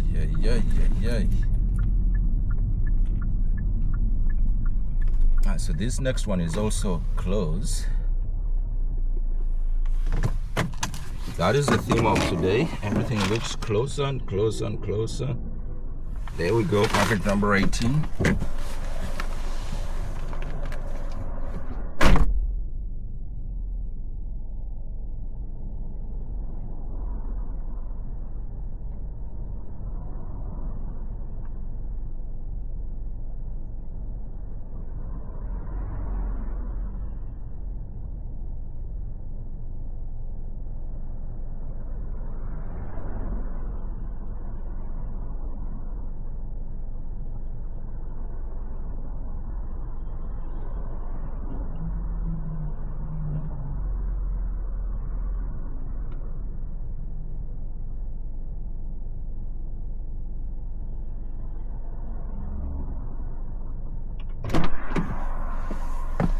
Ah, sweet.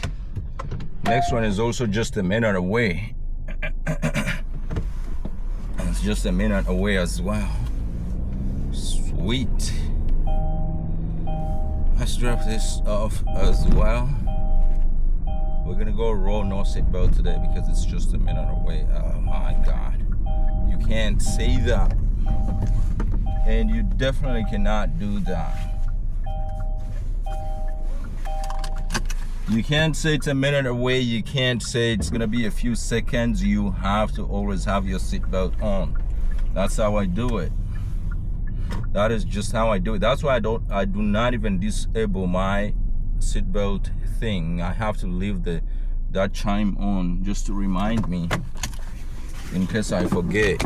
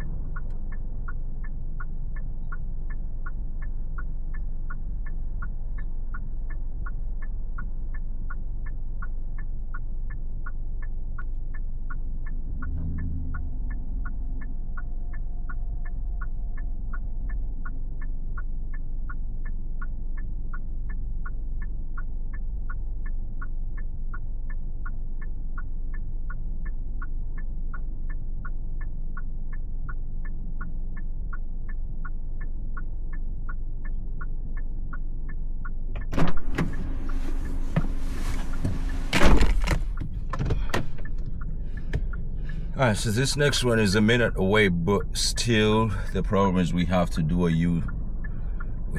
U-turn in a very risky area as well. I have to say that.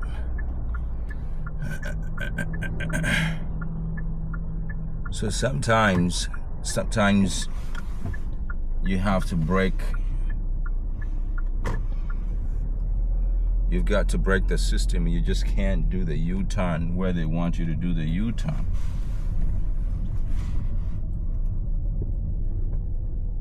So you have to push the envelope a little bit in a different direction. And I've said most of the times they seem to be spot on how the navigation is supposed to be, but still they've sent me down a one-way twice now. The only thing is, one of the streets I knew very well, I'm like, are you sure this is not a one-way? And it actually was a one-way, so I was able to mitigate it before it went bad. But on the next one, I did not know the area very well, and they sent me down a one-way, and I realized it a few things in. I'm like, wait a minute, it had all the one-way vibes. And sure enough, I confirmed that it was a one-way. Like, it has happened to me twice now, so I cannot say it doesn't happen. It happens. So you still have to use common sense. Even though the Amazon Flex app is actually, for the most time, a beast, you still have to use a lot of common sense, because they will actually send you up a one-way, because it has happened to me twice. All right, so let me see what this note says. It is imperative that you leave the packages where I've instructed. Wow. Please leave packages behind the porch railing to the left or right of the front door, out of the sight from the streets. We have had packages stolen when left in front of the door. Let me take a screenshot of that. I'll put it in there for you guys, so if you didn't hear me read it, you can read it yourselves. That's kind of yeah, we get it. They've stolen your packages, but it is imperative that who uses that tone trying to talk to another human being?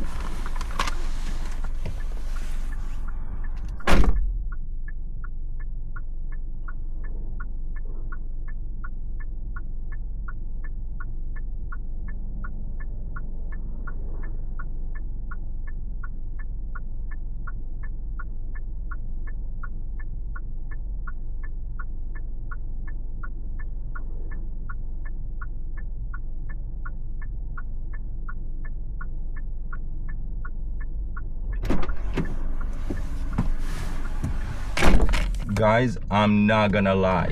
I'm really not gonna lie. That person's name was Karen. The note that I just read, like, how is this even possible in the entire world? Like, a person that left a note that I felt like had language in it that was very demanding and bossy, like, named Karen. The person's name literally was Karen. And as soon as I read the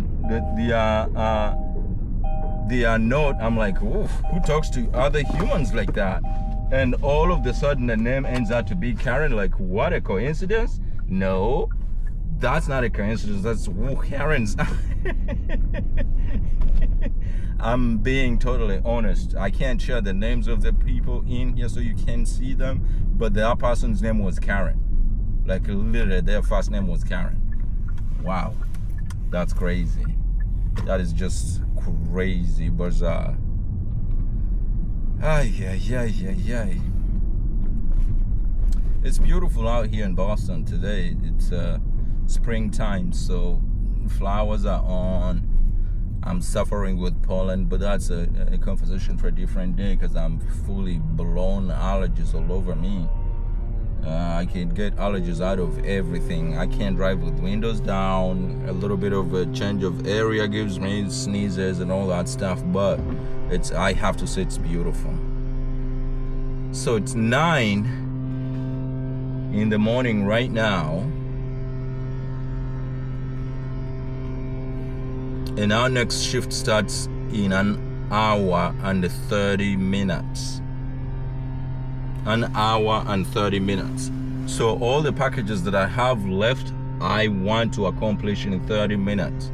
So I gave myself an hour to drive back all the way. You guys saw it took us close to an hour to drive in here. So for me to be comfortable that I'm gonna be able to make it for the next shift, I have to give myself an hour. So hopefully, but usually around this time, going out of the city is not as much trafficked as it is to come into the city at this time. So hopefully I can make it for my next shift.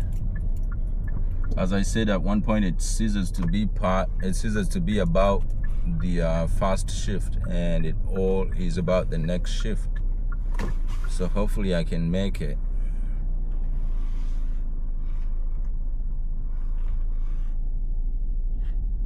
Hopefully I can make it for my next shift.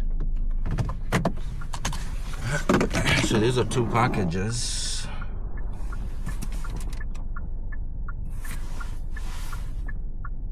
Oh, and they are big packages. I know, I remember this. Let me turn off the car.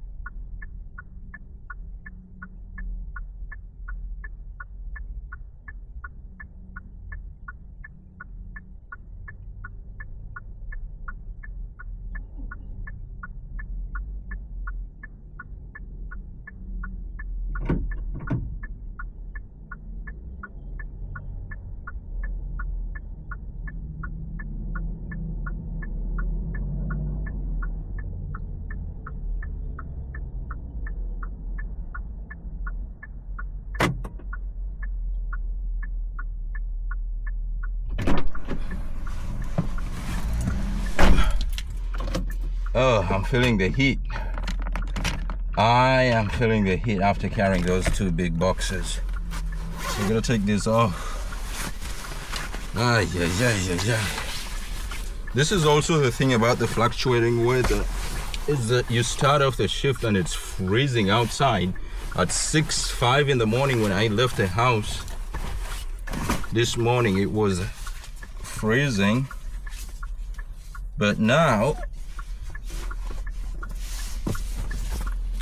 it's hot. Welcome to New England. The weather is definitely bipolar. Warms up and cold. It's warm and cold at the same time. Now let's go this way.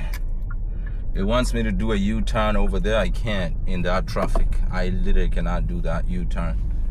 So I'm gonna have to go this way and it will reroute. So 2 minutes became 3 minutes. So there is also instances like that, like where it sends you to in the calculations of the application when they were making the itinerary and the route, they thought it would be easy to just drop off there and U-turn and go back that way. But literally, you cannot do that U-turn because of how dangerous it is, or the setup, or the traffic pattern. So you have to reroute and create a safer route, because safety is first.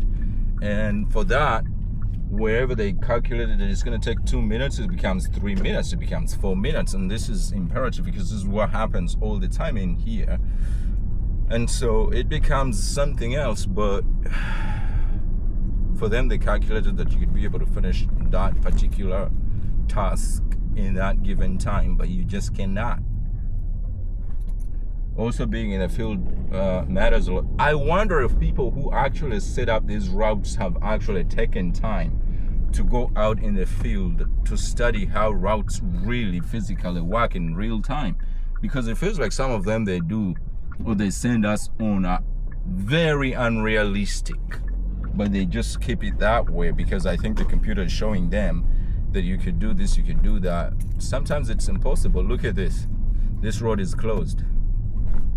That road is closed. I can't go up that way, so rerouting again. So whatever was 2 minutes, it was counted that I could do that in 2 minutes. It became 3 minutes. It's about to add on another probably minute. Yeah, it added on another minute. So they calculated that I could do that job or that task in 2 minutes, and I ended up doing that task in 5 minutes.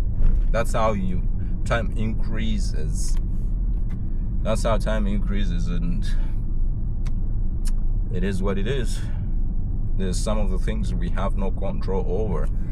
And say now, if I missed my next shift and I cannot make it on time, and they draw a line through it, that will go on my ratings. It will affect my account. But I understand it's me who scheduled them, who chose the shifts that are kind of close to each other. But if it was realistic enough that you put everything into account, you put the traffic into account, you put the length of where you're sending me into account, you put the number of the packages that you're sending me with into account, I should have been able to do it and come back on time. Let 1 hour be 1 hour task. But they give you an hour kind of work, and they give you 2 hour worth of task. At that point, it's not on me, it's on them, but they will still affect my account for it. So I don't know, but that's just my rant. Sometimes it's not worth it. There's a guy in front of me who just gave up. He just gave up and did a U-turn and turned back to go where? On the other side, because of this traffic here. If honestly they give you tasks that are worth the time that you chose, usually you could leave maybe 30 minutes between blocks and you'll be able to find them. If they actually give you the time that you're supposed to, the task is equal to the time. But most of the times, like this is a perfect example of a shift that I'm talking about here, is that they're giving you time, but the task is not aligning with the time for the task that you're supposed to be finishing it. This kind of job requires 4 hours and they expect me to do it in 3 hours. That's the problem. It means you're entering my next time for me to be able to finish, and that means that I'm not going to be able to finish this shift on time. Also, the other thing is, initially when Amazon Flex had just started, they were giving you, say, if you had to do a block of 2 hours, they would put into account if you have packages to return to the station. So those 2 hours would include the time in case you had packages to return to the station. Not anymore. Absolutely not anymore. As a matter of fact, now they want you to go past the time that you're supposed to be operating the block in by 30 to 45 minutes, past the time the shift is supposed to end. Now imagine you have packages to return to the station. Now for me, the way it works is if I have to return packages to the station, it will go on a number of things. Because if you have to return packages, you're given either a choice to return them right after the shift, or you could return them the next day before 10 a.m. So for me, it depends. If it's my last shift and I'm not gonna go by the station to go back to my house, I usually choose to send them to return them the next day. But if it's a shift like this, when I know I have another shift coming up, I will return them, that same day. But yeah, they give you that option. You either return them right after the shift or you return them the next day. They give you until 10 a.m.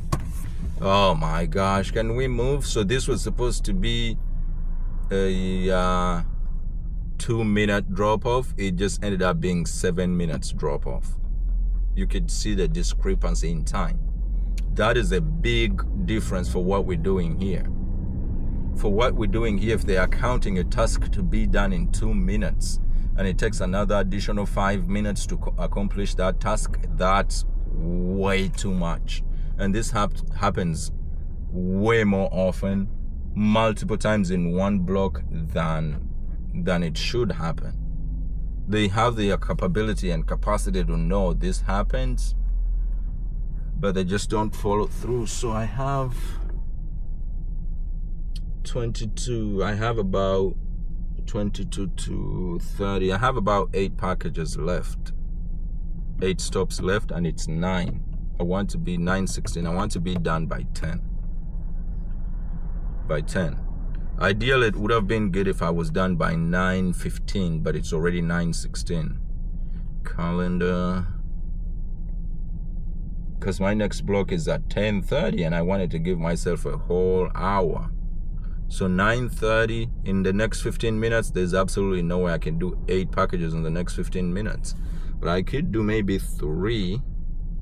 So that way I have about 5 packages to run into my 1 hour that I want to run back to the station. So those 5 packages, if I can finish them in about 20 minutes, then it means it gives me about 40 minutes for me to get back to the station. Yeah, about 45 minutes for me to get back to the station. But you saw I came riding over here, took me almost an hour, it took me 54 minutes. So if I have 45 minutes to run back, yeah, I could still make it, but it's gonna be neck to neck. That's not how I want to work. Don't want to work when I feel like I'm racing against time that much. I want to give myself leeway a little bit.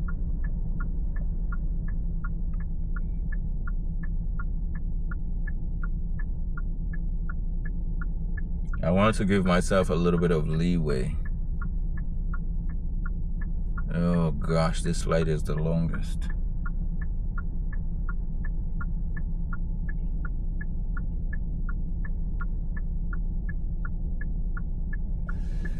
Every minute counts. Every minute counts. Every second, every clickety clock time counts.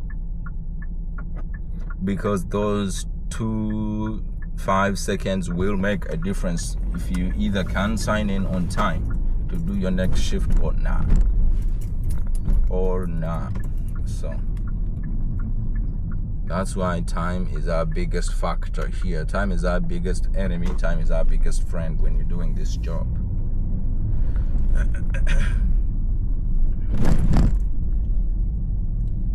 So the goal here was to finish by 9:30 and it's 9:17 and we have 8 packages left.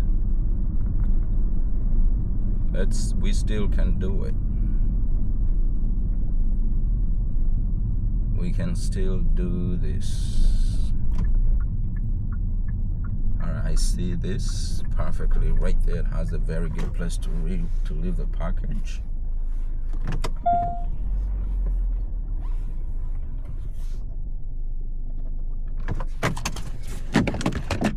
Alright, so now speed matters.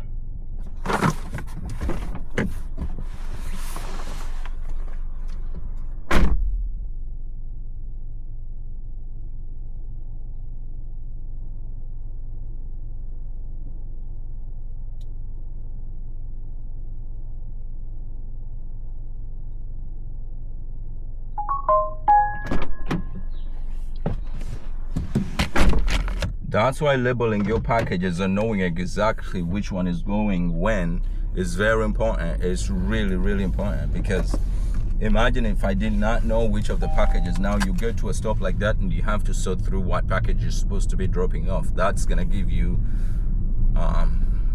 you're going to waste a lot more time. But if you know exactly when you're supposed to be, what package you're supposed to be dropping off at what stop, you just grab it and take off. And it ends up, this seat right here ends up to be your favorite seat. Because if you have the packages here, you just pick it up and you're out instead of going in the back to look for it in the trunk. This next one, it should be easy. No reroutes, no traffic.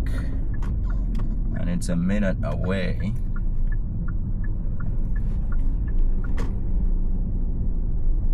It's a minute away. So it's right here. Yeah, I see it, and it has a very good drop-off area. So being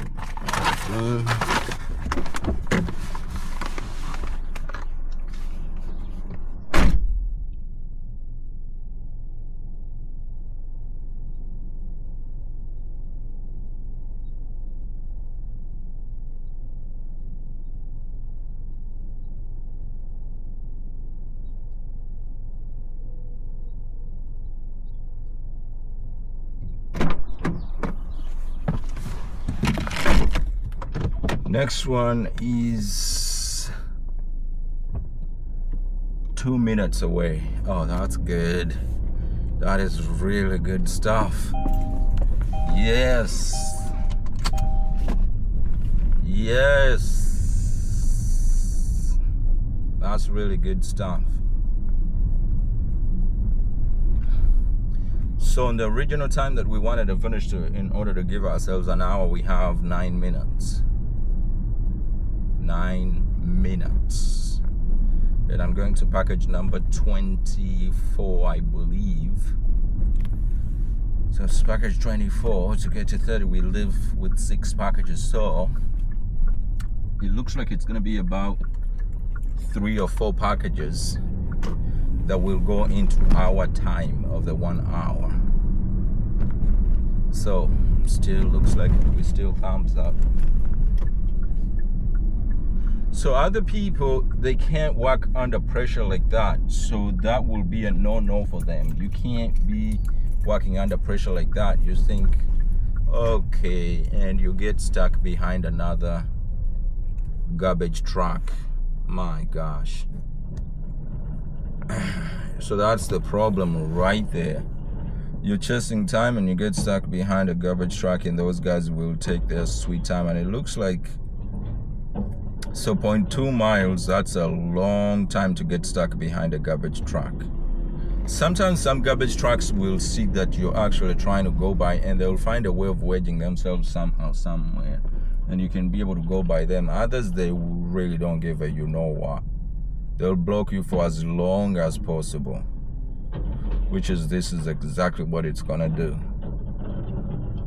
They're gonna try to block me for as long as possible.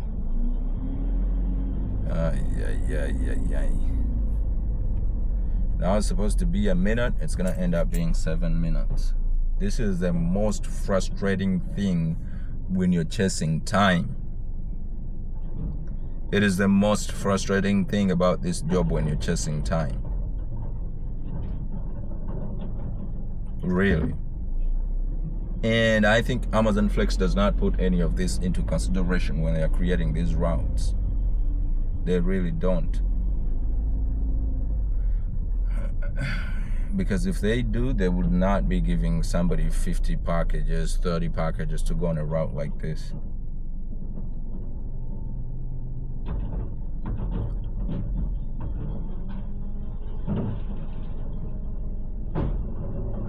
So all we have to do at this time is stay calm and let it run its course.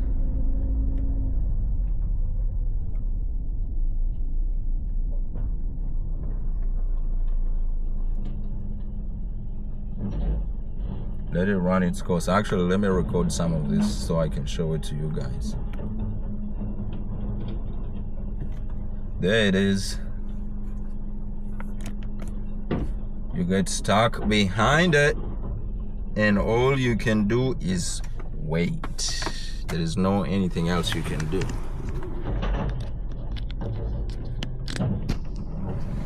All you can do is wait.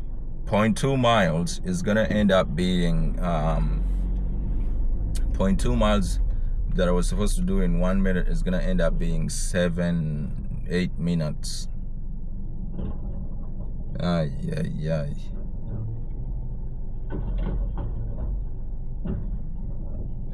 And sometimes you may be sent in an area. So in this route so far, I've been sent behind how many of these? Let me see. 2 so far. We've met 2 garbage trucks. One of them was a recycling truck. This is actually a recycling truck too. So recycling trucks seem to move a lot faster usually, but yeah, it is. It's this is the worst. When you stuck behind this, it's not fun, and it's never gonna be fun. I've seen it sometimes. I've seen some drivers wedge themselves a little bit on the side so you can go by, so they don't waste so much of your time. Others, they will literally not care. They will take for as sweetest time as possible while you're stuck behind them. So now the timer we had 9 minutes on the clock in order for us to hit 9:30. Right now it's 25, so we have even 4 minutes left to hit 9:30, where we're supposed to finish the whole block in order for me to have an hour to get back to the station. It's not gonna work.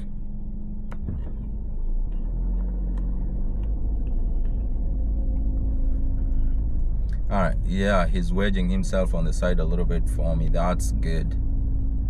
That's exactly what you want to happen.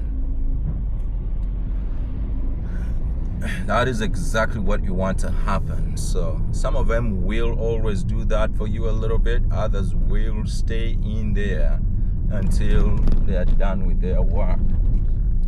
And you can't foul them because we're both doing the same thing. These are miniature streets in the middle of Boston. Nobody has leverage over the other. We just know it is what it is.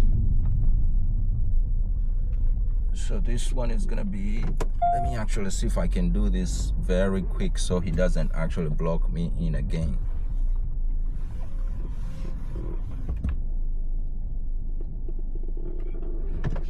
I mean, hopefully I can finish this before he blocks me in again.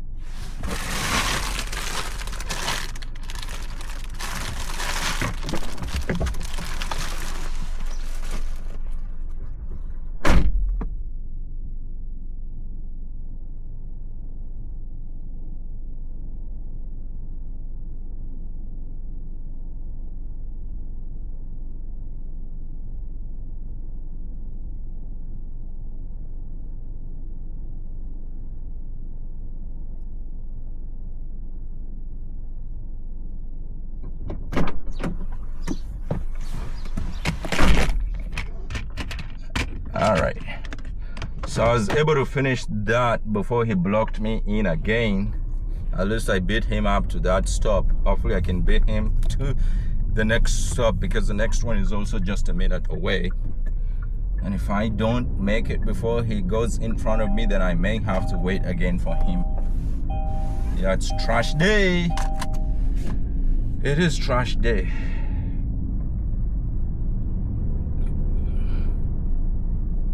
Those are the hurdles that we meet when we're doing this job. Things that are out of our control. That is one of the things that is really out of your control. You're stuck behind a garbage truck. So this right here is our next stop. I think we actually have this in the back. Yeah, this is gonna be in the back.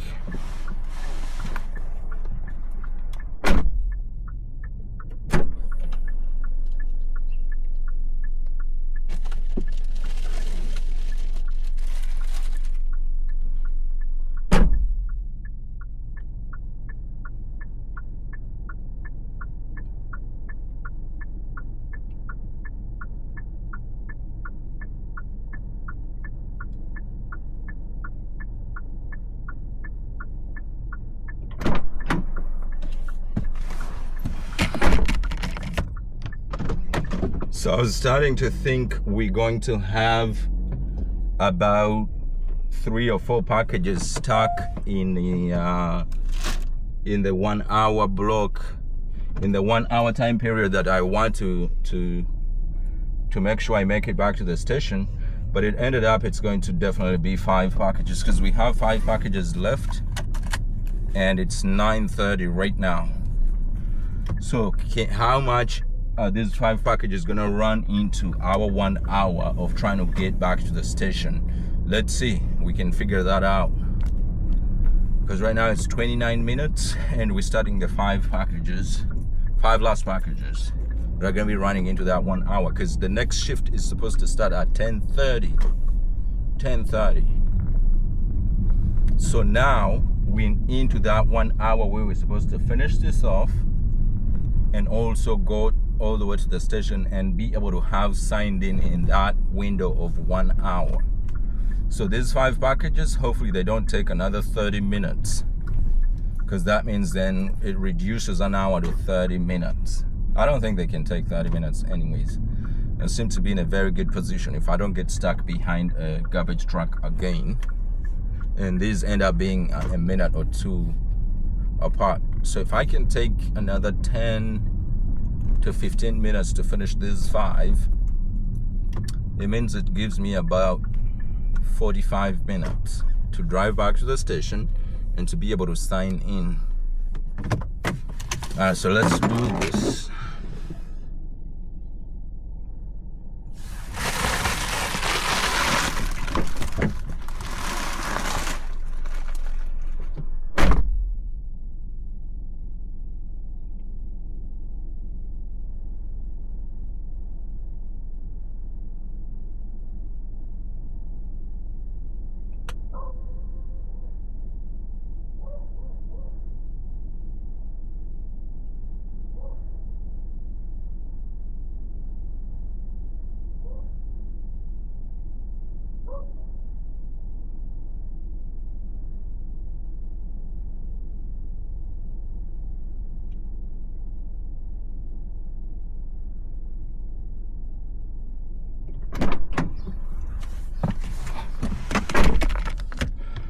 Again, running in and out of the car. Who needs the gym when you can do Amazon Flex? So what is gone? 4 packages. 4 packages. This is gonna be a perfect timing to know exactly what time we used to do those last 5 packages. I think it's good to make it, to make it its own clip, showing trying to race against time and how much time did I spend doing 5 packages. The next one 3 minutes away. I know this intersection and I hate it. I know this intersection right here, it's stupid and I hate it.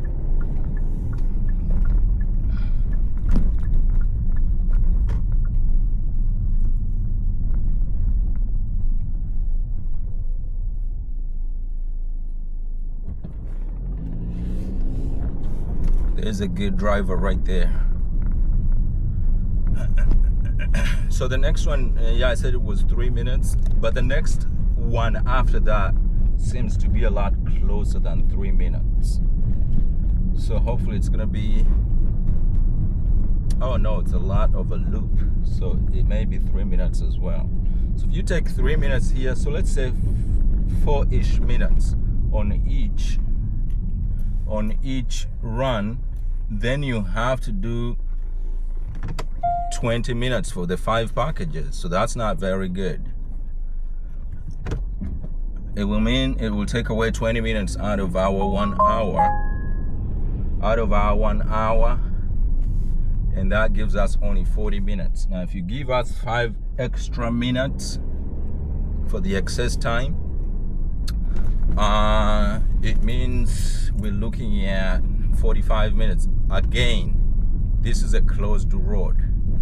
See, utility work ahead, road closed. This is when you feel like you just want to die. That's it. There's no any other way to put it. There's no any other way to put it. You're running the clock and all of the sudden, boom, closed street. That's when you feel like you just want to curse, you just want to die. So it rerouted us, and we were running down the clock to 1 minute. It added another minute, so that's 2 minutes now. So where you thought you're gonna do it for 4 minutes, you end up doing it for 5 to 6 minutes. Road closures, detours, and utility work. I don't know something about this utility work that really pisses me off. The other thing is, utility workers, most of the times the road will be smooth, like this one we're running on right now, and all of a sudden when those guys dig up the road and remake it, it never goes back to the way it was. Potholes all over the place just because of utility work. Like, I don't know why it never goes back to the way it was. It's the biggest explanation for all the potholes and the uneven road. It's because of that utility work. Every time they dig up something, they never put it back the way it was at all. They just mess up the road. So there we are. We circled around them and closed the section over there and added another minute to our drive time. Yikes. Definitely not what you want to find when you're racing the clock. Alright, so there's good.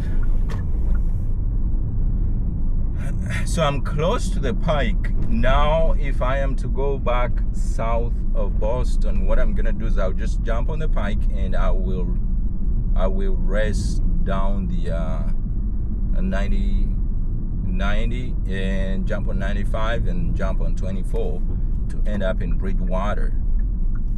So I know my route, I know exactly what I'm supposed to be doing to get there, but I just don't know if I can do it in less than 35 minutes. So that's why I have every minute counts from now on.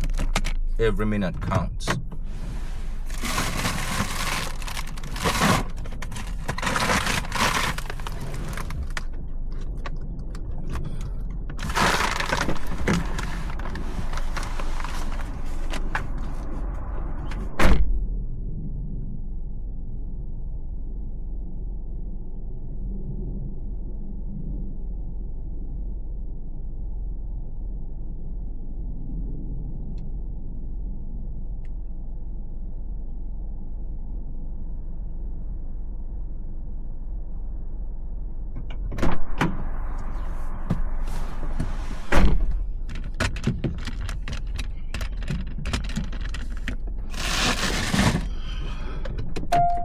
All right, almost there, guys, almost there. Hang tight, hang tight, hang tight. We're almost there. Where's my lunchbox?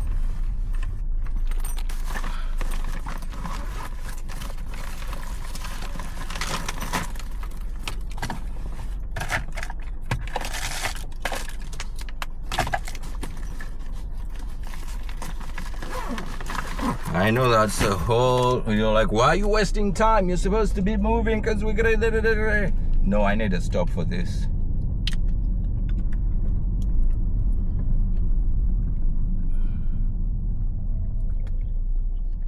Hang on.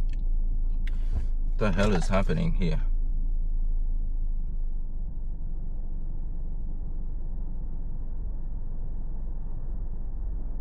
Oh, this is gonna be bad. This is gonna be bad. It's taking us back into a loop, but that loop is the loop that has the crossed road. Yeah, what the hell? So it says 4 minutes, but those 4 minutes are gonna add another 2 minutes, so that has to be 6 minutes. Because I've already been here and I know the road is closed, and I know the loop that we're gonna go through, and boom, road closed. Take us through another loop.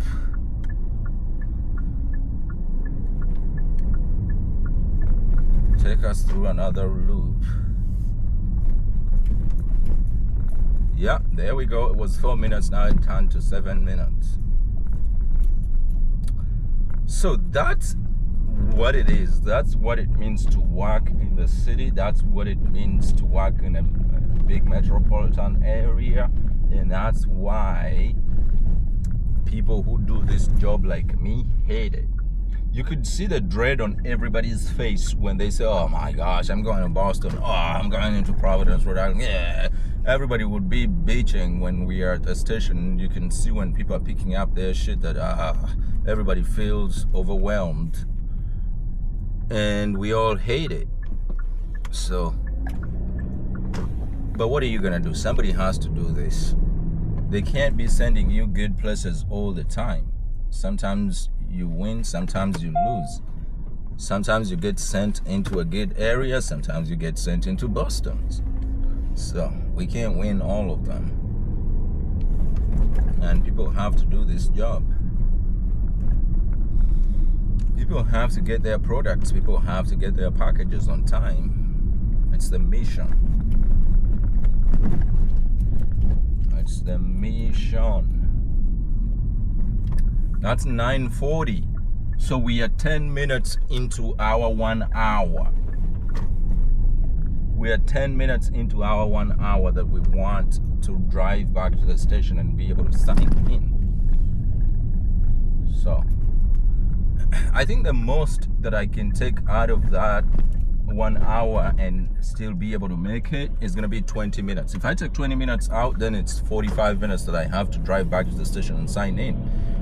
I think I could still do it in 45 minutes, but anything below that is going to be ridiculously bad. Ridiculously bad. So to drive respecting the speed limits and the law and the rules of the road and my own safety and everybody else around me, I have to have an hour to drive back to the station, which now is 40 minutes. It's 50 minutes, 50 minutes. So it's still ticking into that time. Let's see. I think we got 2 more packages. Yeah, 2 more stops and we'll be done. 2 more stops and we'll be done.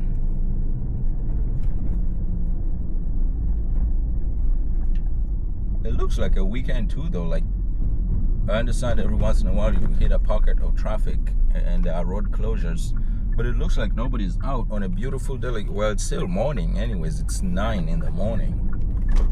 So I don't expect a lot of people to be out, which also adds to it, because if it was a time when people are supposed to be, if it was a rush hour time when people are supposed to be all over the place, that also makes it worse. It makes it worse. But if it's a time that is kind of dead like this, a lot of people are not out, then that's a good thing, because it means you don't have to worry too much about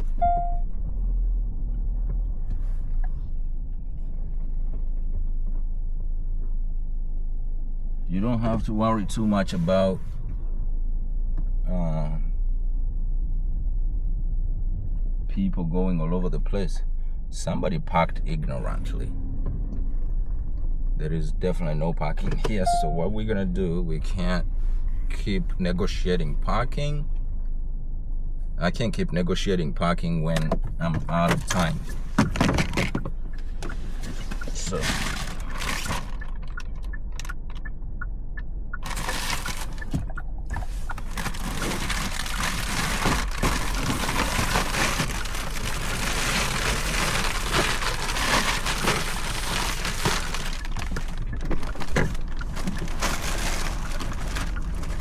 oh, my heart has to stay.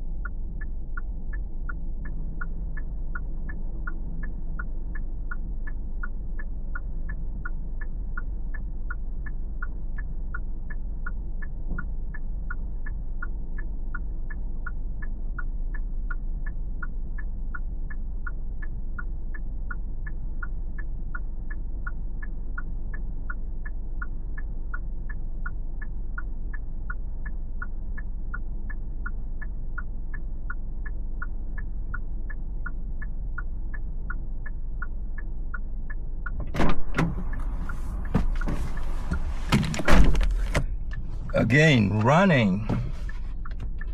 Who needs what do you call it, the gym, when you can do this? This is a gym without with a lot of stress, you know. It is a gym with a lot of stress. So guys, drum roll please. This is our last, and we are 9:45. So 5 minutes, so 15 minutes so far into our 1 hour. So it looks like we're gonna go about 16-17 minutes into our 1 hour. So that leaves us a good chance of being able to make it for the next shift, because it gives me about more than 45 minutes to drive back to the station and be able to sign in. But now, if you had not put that into consideration, if I'd not known my time and walked around it and tried to push as fast and as much as I can, who knows? Who knows? This route could have easily added another 20 minutes. If I was not being conscious enough about the time, it could have easily, that's not the house. It's gonna be this next one. It could have easily added another 20 minutes. And that, I cannot afford that.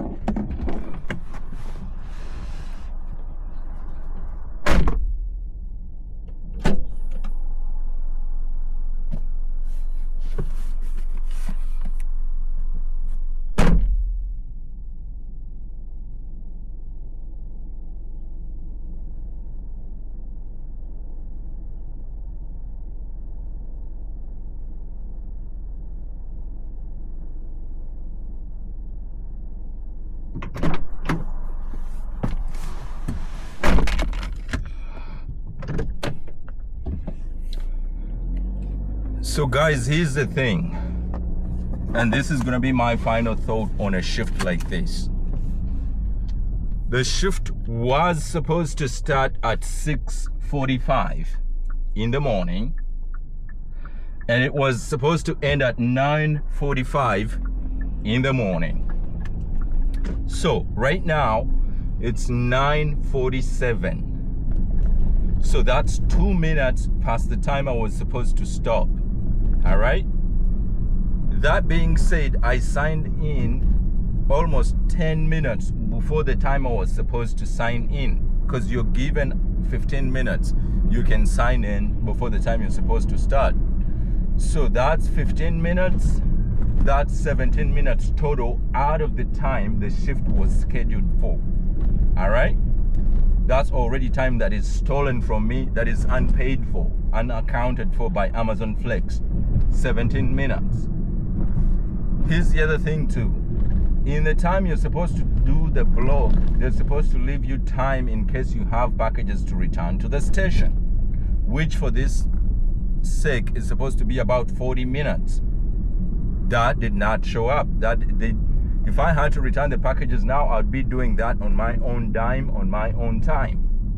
And so for the final thought, I think Amazon Flex is beautiful. I think it's good. I think guaranteed pay is good. And I think, you know, it's a good job generally. You don't have to do a lot of, you know, typical work. But the problem is sometimes it's not worth it. If you were to ask me if the shift that I just completed was worth the time for $76, it is not worth it. They've entered into my own personal time. And on top of that, you saw the stress and a lot of you know, things that I have to do in order for me to be able to accomplish this. I think the task required way too much energy. It required way too much mental space. It required way too much work than I got paid for. So this particular shift, not all of them, but this particular shift that we just finished together was not worth it. Period. There's no any other way to put it, because I just finished it and my next shift is starting at 10:30, and I just put it on the clock to go back, and it's showing me 43 minutes for me to be able to make it to my next shift.